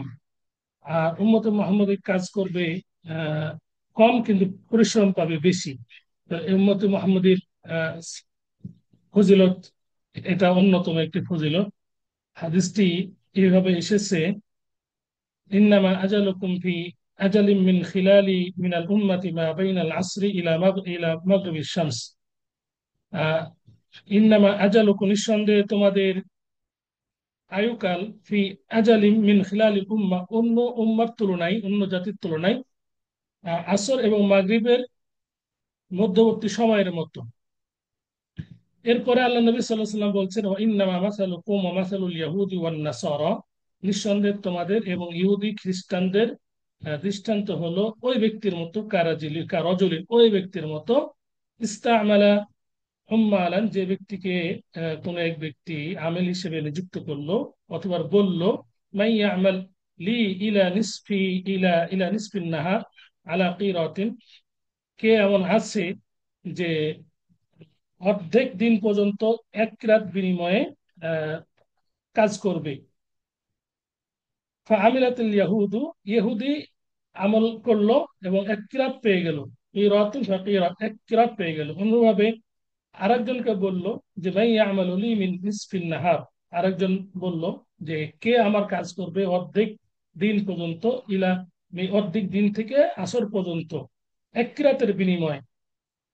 তাছাড়া তারা সেটিকে মেনে নিয়ে কাজ করলো, এক কিরাত পরিমাণ সে সব পেয়ে গেল। আলা কিরাতিন কিরাতুন, যে কিরাতের কথা বলা হয়েছিল, যে পারিশ্রমিক কথা, সেটা পেয়ে গেল। অতবার বলল, মাই ইয়ামাল লি মিন সালাতিল আসরি ইলা মাগরিবিশ শামসি আলা কিরাতাইন কিরাতাইন, কে আছে যে আসর সালাত থেকে মাগরিব পর্যন্ত দুই কিরাতের বিনিময়ে কাজ করবে।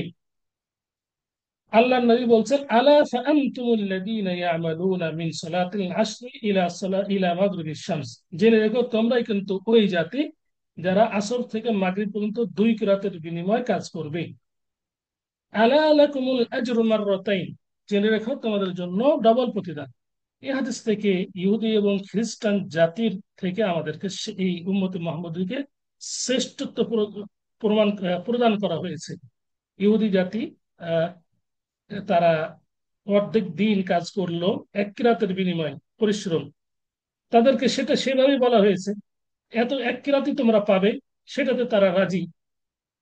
অনুভাবে অর্ধেক দিন থেকে আহ, এরপরে আহ, খ্রিস্টানরা অর্ধেক দিন থেকে আসর পর্যন্ত তারা কাজ করলো এক কিরাতের বিনিময়ে। তারা সেটাই চুক্তিবদ্ধ ছিল, তাদেরকে এক কিরাত দেওয়া হলো। অর্ধেক দিন অর্ধ দিন থেকে আহ, আসর পর্যন্ত আমল করার, কাজ করার যে পারিশ্রমিক তাদের নির্ধারণ করা হয়েছে, সেটা তাদেরকে দেওয়া হলো। কিন্তু আবার এই উম্মতে মুহাম্মদীকে আসর থেকে মাগরিব পর্যন্ত কাজের বিনিময়ে তাদেরকে দুই কিরাত প্রদান করা হয়েছে। এরপরে ইহুদিরা রেগে গেল, এই কথা শুনে, এই হাদিস শুনে তারা রেগে গেল। ফাগদিবাতুল ইয়াহুদু ওয়ান নাসারা, রেগে গেল। ফাকালু নাহনু আকতারু আমালা ওয়া আকাল্লু আতাআ, যে তারা বলতে লাগলো ইহুদি এবং খ্রিস্টান যে আমরা অধিক কাজ করলাম, আমল করলাম, আর আমরা পারিশ্রমিক কম পেলাম। قال الله, আল্লাহ সুবহানাহু ওয়া তাআলা বলছেন, হাল যালামতুকুম মিন হাক্কিকুম শাইআ, আমি কি তোমাদের হক থেকে, মানে তোমাদের উপরে জুলুম করেছি তোমাদের হককে কম করার মাধ্যমে? আমি কি জুলুম করেছি? তারা বলল, না, না, আপনি জুলুম করেননি। তো কারণ তাদের পারিশ্রমিকটা সেভাবে নির্ধারণ করা হয়েছে, তারা সেভাবেই রাজি হয়েছে, তাহলে এখানে জুলুমের কোনো প্রশ্নই ওঠে না। আর উম্মতে মুহাম্মদীকে এইভাবেই আল্লাহ সুবহানাহু ওয়া তাআলা তাদের কাজের দ্বিগুণ প্রতিদান দিয়েছেন, এখানেও জুলুম করেননি। তো এই জন্য আল্লাহ সুবহানাহু ওয়া তাআলা বলছেন, হাল যালামতুকুম মিন হাক্কিকুম শাইআ, তোমাদের হক থেকে কি আমি কোনো কিছু জুলুম করেছি? তারা বলল যে না, জুলুম করেননি। আল্লাহ নবী সাল্লাল্লাহু আলাইহি ওয়াসাল্লাম বলছেন, ফাইন্নাহু ফুদ্দিলি ফাদ্দালি, যে এইভাবে আহ, আমাকে প্রাধান্য দেওয়া হয়েছে, তথা আমার উম্মতকে এইভাবেই প্রাধান্য দেওয়া হয়েছে। আও কামা ক্বালা আলাইহিস সালাতু ওয়াস সালাম।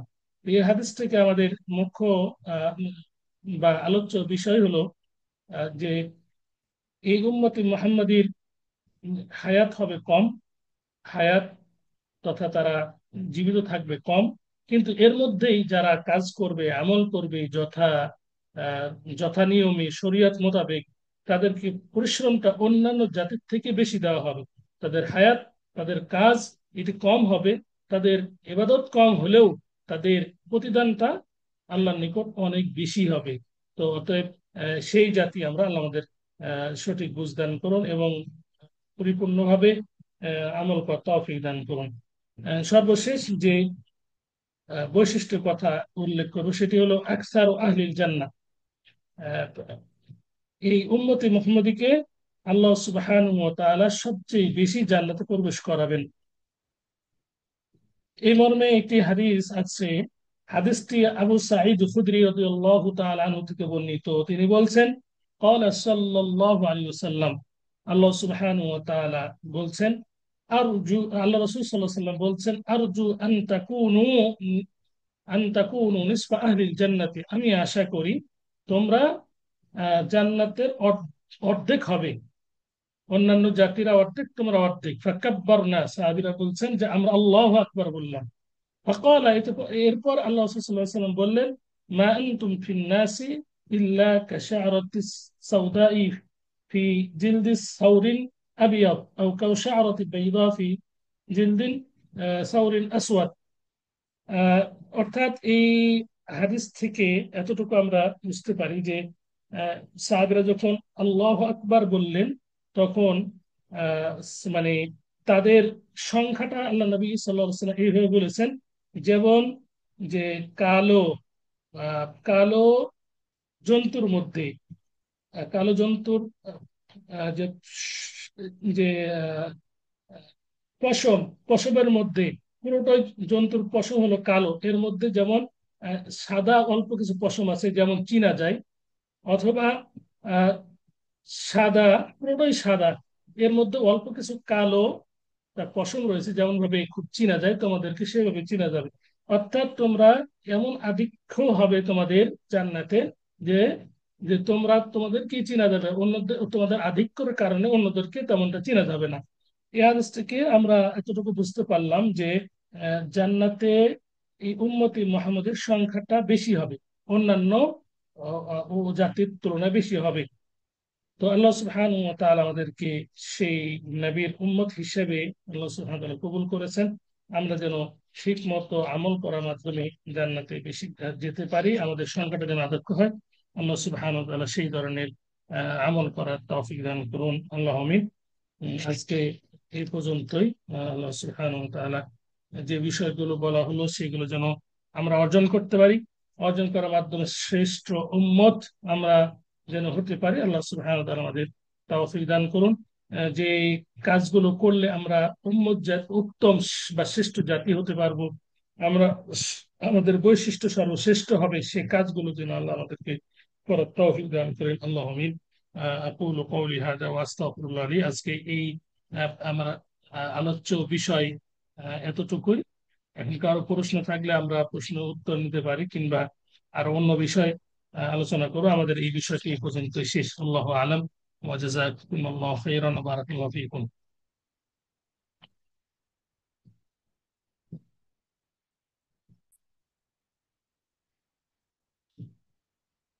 বিসমিল্লাহ ওয়াসসালাতু ওয়াসসালামু আলা রাসূলিল্লাহ ওয়া আলা আলিহি ওয়া সাহবিহি ওয়া মান ওয়ালা, আম্মা বাদ। আহ, যতক্ষণ আমাদের অন্য আলোচক না আসবেন ততক্ষণ তো আলোচনা করতে হবে। মাগরিবের সময় আরো অনেক ঘন্টা মতো হয়তো বা আছে। তো আমরা আরেকটা বিষয় নিয়ে আলোচনা করব।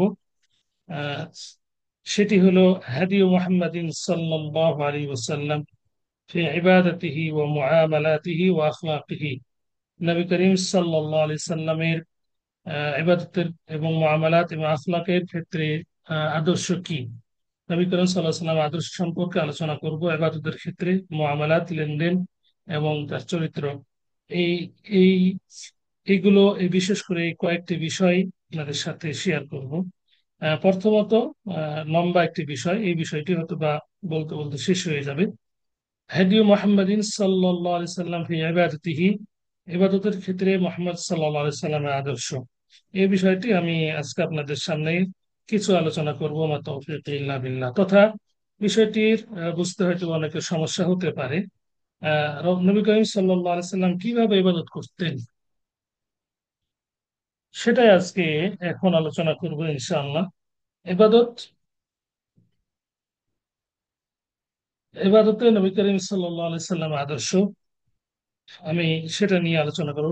সর্বপ্রথম আলোচনা করব যে তহারত এবং কদাইল হাজাত, এই দুটি বিষয়ে নবী করিম সাল্লাল্লাহু আলাইহি সাল্লাম কি আদর্শ ছিল, কিভাবে তহারত আল্লাহ নবী সাল্লাল্লাহু আলাইহি সাল্লাম অর্জন করেছেন এবং কদাই হাজাত কিভাবে তিনি সম্পাদন করেছেন, সেটা নিয়ে আলোচনা করব। প্রথমে হাদিহু সাল্লাল্লাহু আলাইহি সাল্লাম ফি কদাইল হাজাত, কদাইল হাজাতে নবী করিম সাল্লাল্লাহু আলাইহি সাল্লাম আদর্শ কি ছিল সেটি নিয়ে আলোচনা করব। তথা কদাইল হাজাত বলতে আমরা বুঝি যে নবী করিম সাল্লাল্লাহু আলাইহি ওয়াসাল্লাম প্রস্রাব পায়খানা কিভাবে করেছেন, কিভাবে প্রবেশ করেছেন, কোন দোয়া পাঠ করেছেন, কি করেছেন, সেগুলো নিয়ে আজকে এখন আলোচনা করব।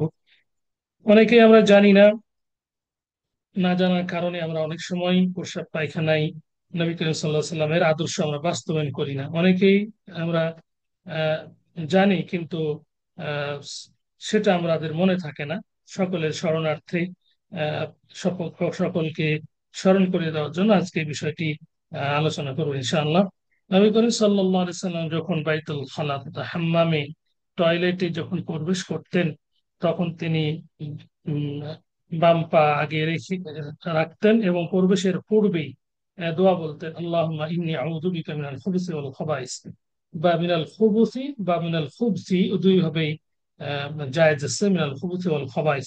আল্লাহ নবী সাল্লাল্লাহু আলাইহি সাল্লাম যখন বাইতুল খালাতে প্রবেশ করতেন তখন এই দোয়াটি পাঠ করতেন। যখন বের হতেন গুফরানাকা বলতেন, বাম ডান পা আগে দিয়ে এই দোয়াটি বলতেন।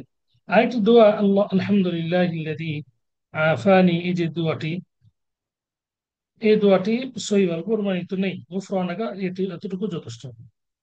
আলহামদুলিল্লাহিল্লাযী আযহাবা আন্নিল আযা ওয়া আফানি গুফরানাক, এই যে পুরোটাই আমরা এইভাবে বলি, এটা সহিভাবে প্রমাণিত নেই, শুধু গুফরানাকা রয়েছে। আমরা অনেক সময় আহ, মানে জানতে পারি যে অমুককে অমুককে জিনে ধরেছে, আমরা বলি জিনের আসর অমুকের মধ্যে রয়েছে। তো আসলে দোয়া জিকির আজকার থেকে আমরা যখন গাফিল থাকি তখন আমাদেরকে জিনের ওয়াসওয়াসা পেয়ে বসে, জিনের তাসিরটা আমাদের মধ্যে লেগে যায়। যখন আমরা এই দোয়াগুলো, যেখানে যে দোয়া পড়তে হবে সেই দোয়াগুলো পড়লে আমাদের এই জিনের আসর লাগবে না। জিনের অবস্থান, বিশেষ করে খারাপ যে আহ, আহ, শয়তান বা জিন রয়েছে, তাদের স্থান হলো এই বাইতুল খালাতে। তো এই বাইতুল খালাতে প্রবেশের সময় আল্লাহ রসুল সাল্লাহ সাল্লাম যে দোয়াগুলো বলতেন, সেই দোয়াগুলো যদি আমরা বলি তাহলে শয়তান আমাদেরকে অসুসা দিতে পারবে না। বিশেষ করে উম, এই যে বের হওয়ার যে গুফরানাকা একটা দোয়া আল্লাহ নবী সাল্লাল্লাহু আলাইহি ওয়াসাল্লাম শিখিয়ে দিয়েছেন, হে আল্লাহ আমি তোমার নিকট ক্ষমা চাচ্ছি। কি থেকে ক্ষমা চাবেন, কি অপরাধ করেছেন যে তিনি ক্ষমা চাবেন? আসলে এখানে ওলামায়ে কেরাম এভাবে বলেছেন যে এই যে একটা সময় 10 মিনিট, 5 মিনিট, 15 মিনিট যে বাইতুল খালাতে অবস্থান করলেন, কাটালেন, সেখানে তো জিকির আজকার করতে পারেন না। এই কারণে আল্লাহ নবী আল্লাহ নিকট ক্ষমা চেয়েছেন। তো উনি তো ভুল করেননি, আগে পরে তার মানে মানে সবকিছু গুনাহ মাপ, তিনি ভুল করেননি। আমরা বাইতুল খালাতে বসে কি ভুল করছি? তবু কেন দোয়া এই গুফরানাকা, হে আল্লাহ আমাকে ক্ষমা করে দাও, তোমার ক্ষমা চাচ্ছি কেন? আমরা এই সময়টিতে আমরা আল্লাহ জিকির থেকে আমরা দূরে রয়েছি, বিধায় আল্লাহ নিকট আমরা আমাদের ক্ষমা চাইতে হবে। সর্বোপরি আল্লাহ নবী সাল্লাল্লাহু আলাইহি ওয়াসাল্লাম আদর্শ এটি ছিল। আর দ্বিতীয় হলো যে আদর্শ আল্লাহ নবী সাল্লাল্লাহু আলাইহি ওয়াসাল্লাম কদায়ে হাজতের ক্ষেত্রে তিনি অধিকাংশ সময় তিনি বসে বসেই কদায়ে হাজত সারতেন। এই প্রস্রাব পায়খানা তিনি বসে বসেই অধিকাংশ সময় করতেন। কিছু কিছু সময় প্রমাণিত আছে তিনি দাঁড়িয়ে প্রস্রাব করেছেন, এক দুইটি স্থানে। তো অধিকাংশ সময় যে কাজটি তিনি করেছেন সেটি আমাদের করতে হবে। অনেক ভাইয়েরা দাঁড়িয়ে দাঁড়িয়ে প্রস্রাব করে, এবং অনেক আমরা দেশ বিদেশে অনেক স্থানে আমরা দেখতে পাই দাঁড়িয়ে প্রস্রাব করার জন্য উম এক প্রকার আহ, মানে টয়লেট তারা নির্মাণ করেছে। এগুলো ইহুদি এবং খ্রিস্টান তথা বিধর্মীদের এগুলো এগুলো হচ্ছে কালচার। এই কালচার গুলো আমাদের সমাজেও এগুলো আমরা দেখতে পাচ্ছি। আহ, ওই মেট্রো রেলের যে টয়লেট গুলো রয়েছে সেখানে এগুলো, এবং অন্যান্য এয়ারপোর্টে, অন্যান্য স্থান তথা এয়ারপোর্টেও এই টয়লেট গুলো আমরা দেখতে পাই। এটা ঠিক নয়।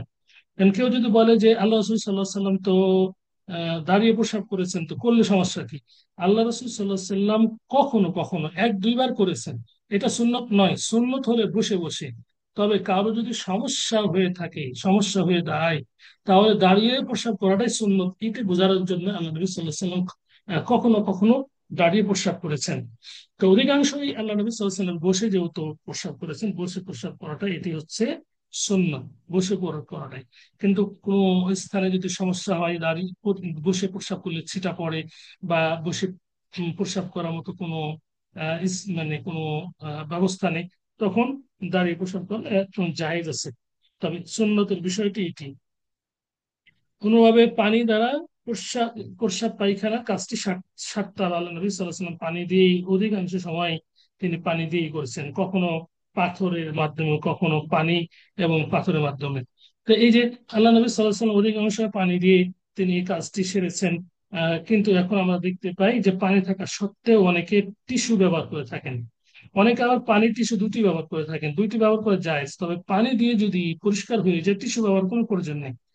একদল ভাইরা রয়েছেন যারা আহ, মানে নিজেদের মধ্যে অস্বস্থতা নিজেরাই তৈরি করে তারা টিস্যু ব্যবহার করে থাকেন। পানি ব্যবহার করার পরে টিস্যু নিয়ে তারা হাঁটা চলাফেরা করে থাকেন। এটা সম্পূর্ণ একটু অবৈধ কাজ, নোংরামি কাজ। আল্লাহ রাসূল সাল্লাল্লাহু আলাইহি ওয়াসাল্লাম কখনো ঢেলা ঢেলা নিয়ে বা পাথর নিয়ে যে তিনি হাঁটাহাঁটি করেছেন এমনটি করবার নেই। পাথর দিয়ে বা এই এই জাতীয় দিয়ে যখন পানি পান নাই, তখন তিনি মাটি বা পাথর দিয়ে তিনি এই কাজটি সেরেছেন। কিন্তু এই হাঁটাহাঁটি তিনি করেননি। আমাদের সমাজে দেখতে পাই যে একদল ব্যক্তি তারা বলে যে ফোঁটা ফোঁটা প্রস্রাব করতে পারে, বিদায় তারা ওই টিস্যু নিয়ে দৌড়াদৌড়ি করে। এটা একটা ঘৃণিত কাজ এবং শরিয়া বিরোধী কাজ। যে কাজটি আল্লাহ রাসূল সাল্লাল্লাহু আলাইহি ওয়াসাল্লাম তো করেননি, সাহাবাই কেরামও করেননি, তাবেঈনও কেউ করেননি। এই জন্য এটি একেবারে অবৈধ। কোনোভাবে বাম হাত দিয়ে এই শৌচ কাজ আহ, এটি করাই এটি হচ্ছে বৈধ। আর ডান হাত দিয়ে এটি জায়েজ নয়। ডান হাত ভালো কাজের জন্য, ভালো কাজ, খাবার খাবার পানাহার ইত্যাদি ইত্যাদির জন্য ডান হাত। আর বাম হাতে শয়তান খায়, বাম হাতে শয়তান খায়। আমরা আধুনিক যুগে দেখতে পাই যে ডান হাতে খাওয়া বর্জন করে বাম হাত দিয়ে খাচ্ছে।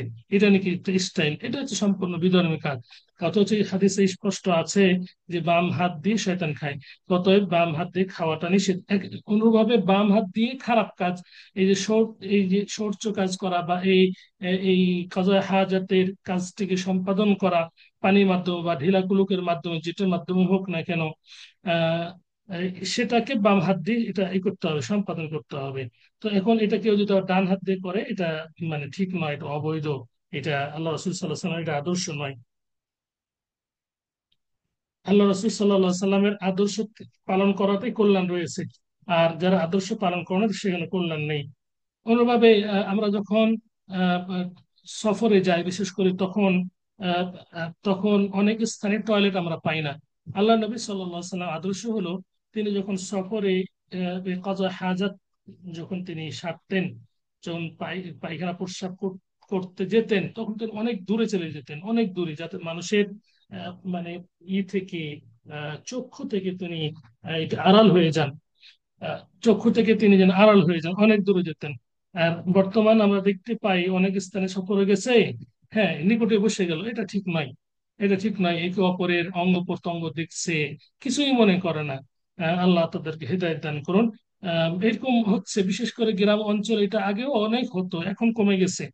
আহ, যে প্রস্রাব পায়খানার যে ঘর সেটা ছিল না, তারা প্রস্রাব পায়খানা করতে যেত, একে অপরের সাথে কথোপকথন করতো, এটা একেবারে হারাম কাজে, ঠিক নয়।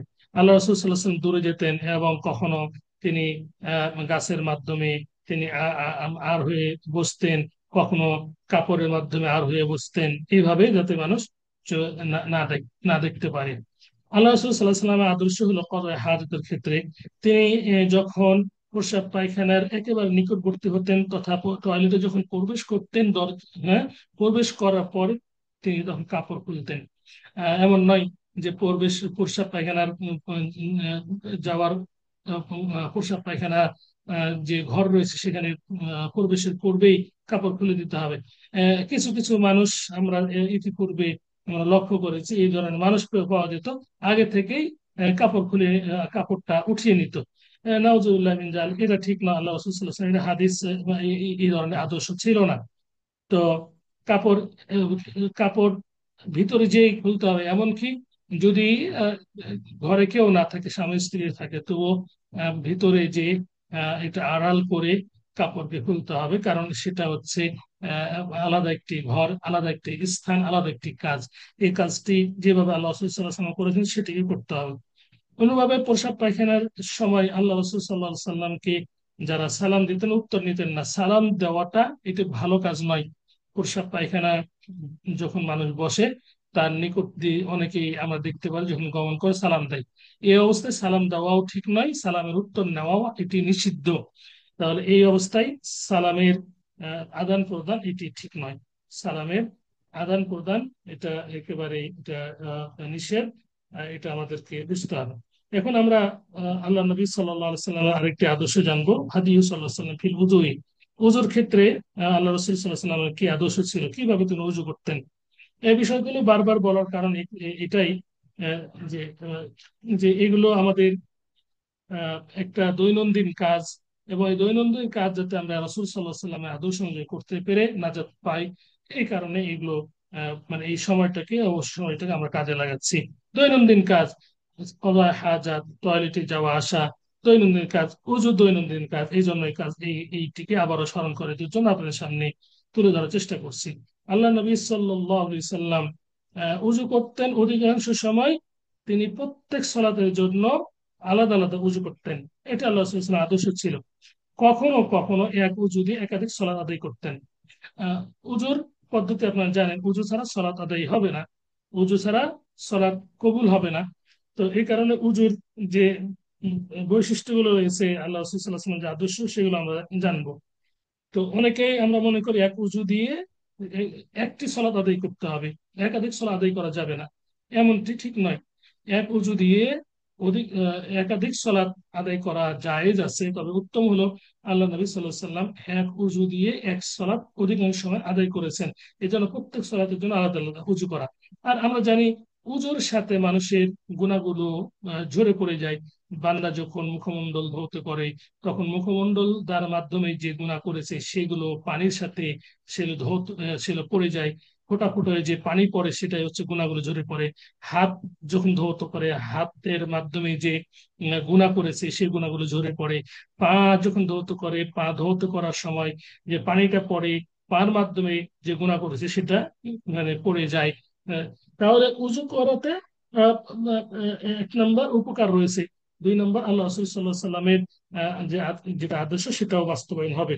অতএব এক উজু দিয়ে একাধিক সলাৎ আদায় জায়েজ হলেও প্রত্যেক অক্তের জন্য, প্রত্যেক সলাতের জন্য আলাদা আলাদা উজু করা এটা উত্তম। তায়াম্মুম একই, তায়াম্মুম যদি পানি না থাকে তাহলে তাহলে প্রত্যেক সলাতের জন্য তায়াম্মুম করা এটা উত্তম কাজ। কিংবা যদি সমস্যা হয় তাহলে এক তায়াম্মুম দিয়ে একাধিক সলাত আদায় করাও এটি জায়েজ আছে। তায়াম্মুম হলো উজুর ইসতিলাহি সূত্র। আল্লাহ নবী সাল্লাল্লাহু আলাইহি সাল্লামের আদর্শ হলো তিনি পানির মাধ্যম অল্প পানি দিয়ে উজু করতেন। হাদিসে এসেছে এক মুদ বা মুদের তৃতীয় অংশ বা এর থেকে কম বেশি। মুদ মুদ কতটুক কি পরিমাণ এক মুদ, আমরা যদি লক্ষ্য করি তাহলে আমরা দেখতে পাই যে উলামায়ে কেরামগণ এই মুদের ব্যাখ্যা করেছেন যে কেউ বলেছেন যে 700 গ্রাম, আবার কেউ বলেছেন 500 গ্রাম, আবার কেউ বলেছেন 1 কেজি 24 গ্রাম, আরো কম বেশি বলেছেন, তবে 1 কেজি 24 গ্রাম হাইস্ট। তো 1 কেজি 24 গ্রাম, আহ, এক 1 কিলো 24 গ্রাম পানি কতটুকু পানি? এই পানি দিয়ে সর্বোচ্চটা আমরা ধরি ইমাম আবু হানিফার মতে সম্ভবত এক মদ হলো আহ, 1 কেজি 24 গ্রাম, 1 লিটার 24 এটা গ্রাম। আর অধিকাংশ ওলামা ইকরামগণের মতে 500 থেকে 700 গ্রাম, ধরে নিলাম 1 কিলো 24 গ্রাম পানি, এর মাধ্যমে আল্লাহ নবী সাল্লাল্লাহু আলাইহি ওয়াসাল্লাম উযু করেছেন।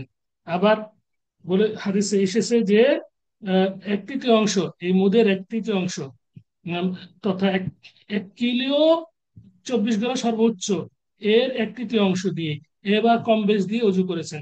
তাহলে উজু করার ক্ষেত্রে আমাদের পানি আমাদেরকে ঠিক মতো ব্যবহার করতে হয়, অতিরিক্ত যেন পানি ব্যবহার না করি। অনেকে আছে টেপ ছেড়ে দিল, উজু করতেই আছে, পানি যেতে আছে কতগুলো যাচ্ছে তার কোনো হিসাব নেই। আমাদের জেনে রাখা দরকার যে সাগরের পাড়েও যদি আমরা উজু করি তাহলে এই উজুর পানিকে এই আল্লাহ নবী সাল্লাল্লাহু আলাইহি সাল্লামের যেভাবে মানে উজু করেছেন সেভাবেই আমাদের উজু করতে হবে, অল্প পানি দিয়ে উজু করতে হবে। হ্যাঁ, পানি নষ্ট করা, অপচয় করা যাবে না। অপচয়কারী শয়তানের ভাই। অনুরূপভাবে আমরা অনেকেই মনে করি যে এই পানি ব্যবহার করলে কি বা সমস্যা, পানি তো মাটির নিচে যাচ্ছে আবার তো এগুলো উঠছে। এটা আমাদের ভুল ধারণা। আহ, পানি লেয়ারটা আহ, গভীর হতেই আছে, গভীরে যাচ্ছে।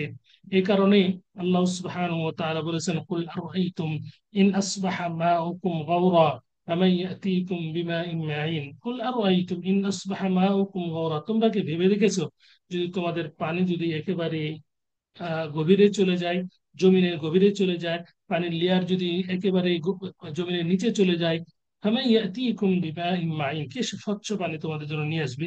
অতএব এটা ভাবা, এটা উচিত নয় যে পানি বেশি খরচ করলে তো আমাদের মানে সমস্যা হচ্ছে না। তো সমস্যা না হলেও আল্লাহ রাসূল সাল্লাল্লাহু আলাইহি সাল্লামের আদর্শ হলো অল্প পানি দিয়ে উজু করা, এইভাবে উজু করতে হবে। আল্লাহ নবী সাল্লাল্লাহু আলাইহি সাল্লামের উজুতে আরেকটা আদর্শ হলো তিনি উজুর অঙ্গ প্রত্যঙ্গ গুলো কখনো একবার, কখনো দুইবার, কখনো তিনবার করে ধৌত করেছেন। কখনো কোনো অঙ্গকে দুইবার, কোনো অঙ্গকে একবার করে ধৌত করেছেন। অনেকে আমরা বলতে শুনেছি যে উজুর অঙ্গ প্রত্যঙ্গ গুলো সমান সমান ধুইতে হবে, 3বার হলে 3বারই ধুইতে হবে, একবার হলে একবারই ধুইতে হবে, এমনটা কোনো ঠিক নয়। ধরুন হাত ধৌত করতে যে 3বার প্রয়োজন হয়েছে, 3বার ধৌত করবে। 1 থেকে 3 এর মধ্যে সীমাবদ্ধ, 3 হচ্ছে সর্বোচ্চ, এর বেশি করা যাবে না। তো এখন ধরুন কোনো ব্যক্তির ময়লা মুখমণ্ডলে ময়লা মনে হচ্ছে যে ময়লা আছে, 3বার ধৌত করেছে, হাত একবার ধৌত করেছে, হাত একবার ধৌত মাত্র হয়ে গেছে। তাহলে হাত একবার আহ, ধৌত করলো, মুখমণ্ডল 3বার ধৌত করলো, কোনো সমস্যা নেই। আবার পা 2বার ধৌত করেছে, কোনো সমস্যা নেই। একবার একবার আল্লাহ নবী সাল্লাল্লাহু আলাইহি ওয়াসাল্লাম কখনো একবার একবার করেছেন, ধৌত করেছেন, কখনো দুইবার দুইবার করে, কখনো তিনবার তিনবার করে, কখনো কখনো এক অঙ্গকে দুইবার আর এক অঙ্গকে 3বার ধৌত করেছেন। এইভাবে আল্লাহ নবী সাল্লাল্লাহু আলাইহি ওয়াসাল্লাম উজু করেছেন। এটাই হচ্ছে আল্লাহ নবী সাল্লাল্লাহু আলাইহি সাল্লামের আদর্শ। আরেকটি এই উজুতে আল্লাহ নবী সাল্লাল্লাহু আলাইহি ওয়াসাল্লাম আদর্শ হলো তিনি মাদমাদা ইস্তিনশাক কুলি করেছেন এবং নাক ঝেড়েছেন একই পানি দ্বারা। কুলি করা এবং নাকে পানি দেওয়া, যেটাকে ইস্তিনশাক এবং তামাদ্দুদ বলে, কুলি করা, নাকে পানি দেওয়া। তো এটি একই পানি দিয়ে এটি আল্লাহ নবী সাল্লাল্লাহু আলাইহি সাল্লাম করেছেন। আবার দুই ভাবেও প্রমাণিত আছে যে আলাদা আলাদা পানি নিয়েছেন, তবে এক চুল্লু বা এক এটি পানি নিয়েছেন, একবার পানি নিয়েছেন, যে দুইটা দুইটা অঙ্গ প্রত্যঙ্গ ধৌত করেছেন, এটা হচ্ছে বেশি সঠিক শুদ্ধ। আল্লাহ নবী সাল্লাল্লাহু আলাইহি ওয়াসাল্লামের আদর্শ হলো তিনি নাক বাম হাত দিয়ে পরিষ্কার করেছেন, আর দাঁতের ভিতরের যে ময়লা তিনি বাম হাতের আঙ্গুলি দিয়ে, ডান হাত ডান হাতের আঙ্গুলি দিয়ে তিনি পরিষ্কার করেছেন মুখের ভিতর, এবং নাক নাক তিনি আহ, পরিষ্কার করেছেন বাম হাত দিয়ে। এটি হচ্ছে আল্লাহ নবী সাল্লাল্লাহু আলাইহি ওয়াসাল্লামের আদর্শ। ওজুতে আল্লাহ নবী সাল্লাল্লাহু আলাইহি ওয়াসাল্লামের আদর্শ হলো পুরো মাথা মণ্ডলকে মাসাজ করা। অনেকে আমরা দেখতে পাই যে তারা অর্ধেক করে, কেউ আহ এক চতুর্থ অংশ করে, আরো কেউ কম বেশ করে। কিন্তু বিশুদ্ধ আহ আহ যেটা হাদিস, সেটা হলো আল্লাহ নবী সাল্লাল্লাহু আলাইহি সাল্লাম পুরো মাথাকে মাসা করতেন। চুল গজানোর স্থান থেকে হাত শুরু করতেন, পিছনে নিয়ে যেতেন, একেবারে শেষ পর্যন্ত চুল গজানোর শেষ পর্যন্ত তিনি নিয়ে যেতেন, আবার সেখান থেকে হাত ফিরিয়ে পূর্ব স্থানে নিয়ে আসতেন। এইভাবে তিনি পুরো মাথাকে মাসা করেছেন। আর মাথা মাসা একবার, তিনবার নয়। মাথা মাথা মাসা মাসা একবার, তিনবার নয়। আল্লাহ নবী সাল্লাল্লাহু আলাইহি সাল্লাম এটি আদর্শ ছিল। আরেকটি আদর্শ ছিল আল্লাহ নবী সাল্লাল্লাহু আলাইহি সাল্লামের বুঝতে, সেটি হলো যখন তিনি পাগড়ি পরেছেন, পাগড়ির উপরে তিনি মাসা করেছেন, পাগড়ির উপরে মাসা করেছেন, পাগড়ির উপরে মাসাজ করেছেন। এরপর আল্লাহ নবী সাল্লাল্লাহু আলাইহি ওয়াসাল্লামের আদর্শ হলো তিনি কান কানের ভিতর বাহির তিনি মাসাজ করেছেন, কানের ভিতর বাহির তিনি মাসাজ করেছেন। আহ, তো অনেকে আমরা দেখতে পাই যে বিশেষ করে উম, মাথা মাসাজ করে, এরপরে কান মাসাজ করে, এরপর তখন ঘাড় মাসাজ করে। আমাদের বোঝা উচিত, জেনে রাখা দরকার, ঘাড় মাসাজ করা সঠিকভাবে প্রমাণিত নেই। সঠিকভাবে প্রমাণিত নেই। মাসাহ, মাথা এবং কান, এই দুটো আল্লাহ নবী সাল্লাল্লাহু আলাইহি ওয়াসাল্লাম মাসাহ করেছেন। একবার পানি নিয়ে তিনি উভয়টি করেছেন। এটাই হচ্ছে আহ মানে আল্লাহ নবী সাল্লাল্লাহু আলাইহি ওয়াসাল্লাম আদর্শ। উজুর শুরুতে আল্লাহ নবী সাল্লাল্লাহু আলাইহি ওয়াসাল্লাম বিসমিল্লাহ বলেছেন। এটি ছিল তার আদর্শ, বিসমিল্লাহ। একটি হাদিসে এসেছে, যদিও হাদিসটি উলামা কেরামগণ অনেকে বলেছেন সঠিক নয়। লা উযু লিমান লাম ইয়াযকুর ইসমাল্লাহ, আল্লাহর নাম যে ব্যক্তি নিল না তার উযু হবে না। তো হাদিসটি সার্বিক দিক থেকে হাদিসটি যদি আমরা সামঞ্জস্যতার করতে চাই, তাহলে হাদিসটি সঠিক। উজুতে বিসমিল্লাহ বলতে হবে, জেনে শুনে বিসমিল্লাহ পরিত্যাগ করা এটা ঠিক হবে না, এটা ঠিক নয়। উজু শেষে আল্লাহ নবী সাল্লাল্লাহু আলাইহি ওয়াসাল্লাম দোয়া বলতেন, আশহাদু আল্লা ইলাহা ইল্লাল্লাহ ওয়াহদাহু লা শারীকা লাহ ওয়া আশহাদু আন্না মুহাম্মাদান আবদুহু ওয়া রাসূলুহু আল্লাহুম্মা ইজআলনি মিনাত তাওয়াবিন ওয়াজআলনি মিনাল মুতাতাহহিরিন। আল্লাহ নবী সাল্লাল্লাহু আলাইহি ওয়াসাল্লাম এই দোয়াটি পাঠ করতেন। অনুরূপে তিনি বলতেন, সুবহানাকা আল্লাহুম্মা বিহামদিকা আশহাদু আল্লা ইলাহা ইল্লা আনতা আস্তাগফিরুকা ওয়া আতুবু ইলাইক। এই দোয়াটি উজুর শেষেও তিনি পাঠ করতেন, যেটি আমরা বৈঠকের শেষে আমরা দোয়া পাঠ করি। আল্লাহ নবী সাল্লাল্লাহু আলাইহি ওয়াসাল্লাম আদর্শ ছিল না উজুর শুরুতে মৌখিক কোনো নিয়ত করা, যেমন ভাবে আমরা নিয়ত করি। উজুর শুরুতেও আল্লাহ নবী সাল্লাল্লাহু আলাইহি ওয়াসাল্লাম নিয়ত মৌখিক ভাবে তিনি উচ্চারণ করেননি। আহ, কোনো ইবাদতে আমরা পাই না, তবে হজ উমরা ব্যতীত। এই জন্য উজুর শুরুতে মৌখিক যে নিয়ত, এটা বিদআত, এটা ঠিক নয়।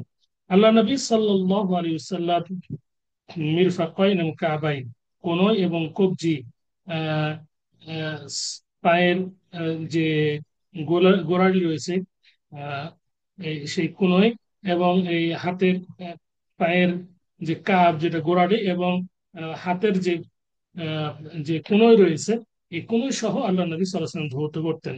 আহ, এটি হচ্ছে আল্লাহ নবী সাল্লাল্লাহু আলাইহি ওয়াসাল্লামের আদর্শ ছিল। আরেকটি আদর্শ ছিল যাদের দাড়ি লম্বা বা ঘন, আহ, তাদের বিশেষ করে এটি জানা দরকার। আল্লাহ নবী সাল্লাল্লাহু আলাইহি ওয়াসাল্লাম দাড়িকে কখনো খেলাল করতেন, আহ, তো সর্বদাই করতেন না, খেলাল করতেন। খেলাল করাটা উত্তম, অধিকাংশ সময় যেহেতু করতেন, এটা আমাদের খেলাল করা দরকার। কোনোভাবে আঙ্গুলের মাঝ মাঝগুলোতে দুই পায়ের এবং হাতের যে আঙ্গুলে রয়েছে সেগুলোর আহ, মানে চিপাই চিপাই পানি পৌঁছানোর জন্য দুই আঙ্গুলের মাঝে তিনি খিলাল করতেন। এটা খিলাল করাটাও এটি একটি আল্লাহ নবী সাল্লাল্লাহু আলাইহি ওয়াসাল্লামের আদর্শ ছিল। এই ছিল উজুর ক্ষেত্রে কিছু আল্লাহ নবী সাল্লাল্লাহু আলাইহি সাল্লামের আদর্শ। তো এইগুলো আমাদেরকে খেয়াল করতে হবে। আহ, বিশেষ করে আহ, উজুর আরেকটি আদর্শ, এটি হলো যজুর অঙ্গ প্রত্যঙ্গ গুলো ধারাবাহিকভাবে আহ, এই নিয়ে ধৌত করা। যেমন আগে দুই হাত কবজি পর্যন্ত ধৌত করা, এরপরে মুখমণ্ডলে পানি দিয়ে মুখের ভিতরে পানি, নাক না এরপরে নাকের মধ্যে পানি দেওয়া, অর্থাৎ তারতিব সহকারে উজু করা। এটা আল্লাহ নবী সাল্লাল্লাহু আলাইহি সাল্লামের একটা সারা জীবনের কি ছিল, আদর্শ ছিল। এটা যদি কোনো ব্যক্তি না করে তাহলে তার উজু হবে না। কোনো ব্যক্তি যদি আগে পা ধুতে পারে পরে হাত ধুতে পারে তার উজু হবে না। এটা আমাদের জানা দরকার। এই ছিল মোটামুটি আল্লাহ নবী সাল্লাল্লাহু আলাইহি সাল্লামের উজুতে উজুতে তার কি আদর্শ ছিল সেইগুলো আপনাদের সামনে তুলে ধরা হলো। আল্লাহ সুবহানাহু ওয়া তাআলা সেইগুলো আমাদের পালন করতে তৌফিক দান করুন, আমিন। আরেকটি আল্লাহ নবী সাল্লাল্লাহু আলাইহি ওয়াসাল্লাম আদর্শ আপনাদের সামনে তুলে ধরবো। হাদিউ সাল্লাল্লাহু আলাইহি ওয়াসাল্লাম ফিল মাসহি আলা খুফাইন। মোজার উপরে মাসহ করার কি পদ্ধতি, কি আদর্শ ছিল, এগুলো মানে আমাদের জানা দরকার। সেগুলো এখন আপনাদের সামনে উল্লেখ করব। আহ, আমরা জানি যে শীত মৌসুমে বিশেষ করে আমরা আমাদের মোজা প্রদান করতে হয়। আর মোজা প্রদান শুধু শীত মৌসুমে না, আগের যুগের তাদের ছিল, আমল ছিল, তারা মোজা প্রদান করতেন। মোজা প্রদান করলে সবসময় যে খুলতে হবে এমনটি নাই, মোজার উপরেও মাসা করতে হবে। তবে এর জন্য আমাদের জানা দরকার, শর্ত জানা দরকার, যে মোজার উপর মাসা কখন করতে পারবো, কয়দিন করতে পারবো, এটা আমাদের জানা দরকার। মোজার উপর মাসা আমরা তখনই করতে পারবো যখন মোজাটাকে আমরা পবিত্র অবস্থায় পরিধান করব, তথা পরিপূর্ণ পবিত্রতা অর্জন করার পরে মোজা যখন আমরা পরিধান করব তখন আমরা মাসা করতে পারবো। লিল মুকিম ইয়াওমান ওয়া লাইলা ওয়া লিল মুসাফিরি সালাসাতা আইয়ামিন ওয়া লায়ালিহিন্না। যারা মুকিম তাদের জন্য আহ, দিন এবং একদিন, মুকিমের জন্য একদিন এক রাত এর সীমা, আর মুসাফিরের জন্য 3 দিন 3 রাত। এখানে কিছু জানার বিষয় আছে, সেটা হলো কখন থেকে আমরা একদিন এক রাত গণনা করব। আমরা যখন থেকে মোজা পরিধান করলাম তখন থেকেই, নাকি যখন হাদাস হবে তথা যখন উজু ছুটে যাবে তখন থেকে? যখন থেকে উজু ছুটে যাবে, ধরেন মোজা আপনি পরিধান করেছেন সকালে, সকালে পবিত্র অবস্থায়, আর আপনার হাদাস হয়েছে ধরেন সময় জোহরের সময় থেকে আপনাকে মানে গণনা করতে হবে একদিন এক রাত এভাবে। কিংবা আরেকটু ক্লিয়ার করার জন্য ধরেন একজনের শারীরিক অবস্থা ভালো, এই জন্য তিনি মোজা মোজার উপরে মাসা করবেন। তিনি উজু উজু করার পরে মোজা পরিধান করেছেন। তার হাদাস মানে সে অপবিত্র হয়নি, একেবারে অপবিত্র রাত্রে রাত্রে থেকে তিনি গণনা করবে একদিন এক রাত, এভাবে গণনা করবে। মুসাফিরের ক্ষেত্রে একইভাবে করবে, গণনা করবে। আরেকটি আল্লাহ রাসূল সাল্লাল্লাহু আলাইহি সাল্লামের আদর্শ হলো মোজার পরিধানের ক্ষেত্রে, সেটি হলো মোজা মাসাহ করার ক্ষেত্রে, সেটি হলো যে মোজার উপরি ভাগে মাসাহ করতেন, নিচে নিচে নয়, নিচে নয়। তো অতএব অনেকেই মানে কিয়াস করে অনুমান করে আহ, তার এই জ্ঞানকে প্রাধান্য দিয়ে হাদিস কোরআনের উপরে আহ, মোজার পায়ের নিচে নিচের অংশে মাসা করা, এটা সম্পূর্ণ হাদিসের বিপরীত, আল্লাহ রাসূল সাল্লাল্লাহু আলাইহি ওয়াসাল্লাম সুন্নতের বিপরীত কাজ। অর্থাৎ মাসা করতে হবে উপরের অংশ। আল্লাহ নবী সাল্লাল্লাহু আলাইহি সাল্লাম সর্বদাই উপরের অংশকে মাসা করেছেন। আর মাসা করার ক্ষেত্রে আমাদের লক্ষ্য করতে হবে মোজার যেন একটু মোটা হয়, কাপড়ের যদি হয়ে থাকে, যাতে চিনা না যায় পশম বা চামড়া চিনা না যায়, মোটা। তো চামড়া এবং সুতার মোজা, কাপড়ের মোজা, উভয় মোজারতেই মাসে জায়েজ আছে। একদল বলে থাকে যে না, মোজা শুধুমাত্র আহ, আহ, যেটি চামড়া সেটির উপরে মাসা জায়েজ, যেটি সুতা সেটি নয়। এটা এটা শুদ্ধ মত নয়। হুফ এবং আহ, হুফাইন এবং জাওরাবাইন, এই দুটির উপরে মাসা এটা জায়েজ আছে। তবে শর্ত হলো যাতে ছিঁড়া ছিঁড়াটা অধিকাংশ না হয়, বা পশম একবারে পাতলা না হয়, এই বিষয়টা আমাদেরকে খেয়াল করতে হবে। আল্লাহ সুবহানাহু ওয়া তাআলা আমাদের এই বিষয়গুলো খেয়াল করার এবং এগুলোকে ঠিক মতো পালন করার তৌফিক দান করুন, আমিন। এরপরে আমরা এখন আলোচনা করব সংক্ষেপে, যতক্ষণ সময় বাকি আছে, আমাদের আপু হয়তো বা আসেন নাই এখনো। আপু যদি আসেন বা আরেকজন আলোচক অবশ্যই আমাকে জানাবেন। আমরা আলোচনা এখন শুরু করবো। হাদি সাল্লাল্লাহু আলাইহি সাল্লাম ফিস সালাতি, নবী করিম সাল্লামের সালাতের ক্ষেত্রে কি আদর্শ ছিল, কিভাবে সালাত আদায় করতেন। সালাত সালাতের অনেকগুলো নিয়ম কানুন আছে যেগুলো আল্লাহ রাসূল সাল্লাল্লাহু আলাইহি সাল্লাম পালন করতে শিখিয়ে দিয়েছেন। সেগুলো আমরা কিছুটা আমরা আলোচনা করার চেষ্টা করবো। তৌফিক বিল্লাহ বিল্লাহ। আল্লাহ রাসূল সাল্লাল্লাহু আলাইহি সাল্লামের সালাতে আদর্শ হলো তিনি আগে উযু করতেন। উযু করার পরে সালাতের জন্য তিনি কিবলামুখী হয়ে দাঁড়াতেন। কিবলামুখী হয়ে দাঁড়াতেন। আর তিনি আল্লাহু আকবার বলে তিনি সালাত শুরু করতেন, তাকবীরে তাহরিয়া বলে সালাত শুরু করতেন। তিনি কোন নিয়ত করতেন না সালাত শুরুর পূর্বে, যেমন আমরা করে থাকি নাওয়াইতু আন উসাল্লি আরবা রাকাতিন ইত্যাদি, যে আমরা নিয়তগুলো করে থাকি, এগুলো রাসূল সাল্লাল্লাহু আলাইহি সাল্লামের আদর্শ ছিল না। আল্লাহ রাসূল সাল্লাল্লাহু আলাইহি সাল্লাম, সাহাবায়ে কেরামগণ, সালাফে সালেহিনগণ তারা এই মৌখিক নিয়ত করেননি। অতএব যেটি করেননি সেটি করাটাই হচ্ছে বিদআত, এটা করা যাবে না। আল্লাহ রসুল সাল্লাল্লাহু আলাইহি সাল্লাম সালাতে দাঁড়ানোর পর আল্লাহু আকবার বলে তিনি সালাত শুরু করতেন। হাত দুটো উঠাতেন, কান কানের লতি বরাবর বা কাঁধ বরাবর তিনি হাত উঠাতেন।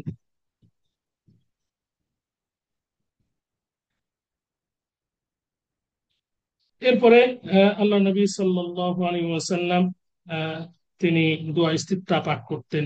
এরপরে অন্যান্য বিষয়গুলো আহ, আহ, যেগুলো হাদিস এবং কোরআনে আমরা পাই সেগুলো আমাদেরকে জেনে নিতে হবে।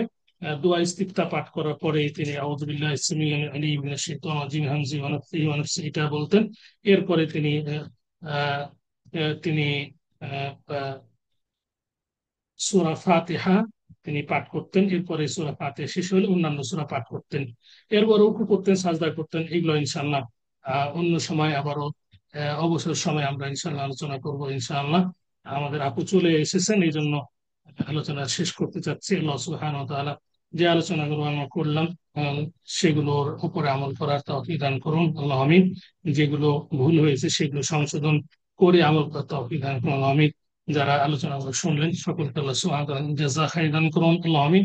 أقول قولي هذا وأستغفر الله لي ولكم ولسائر المسلمين فاستغفروه إنه هو الغفور الرحيم. والسلام عليكم ورحمة الله وبركاته.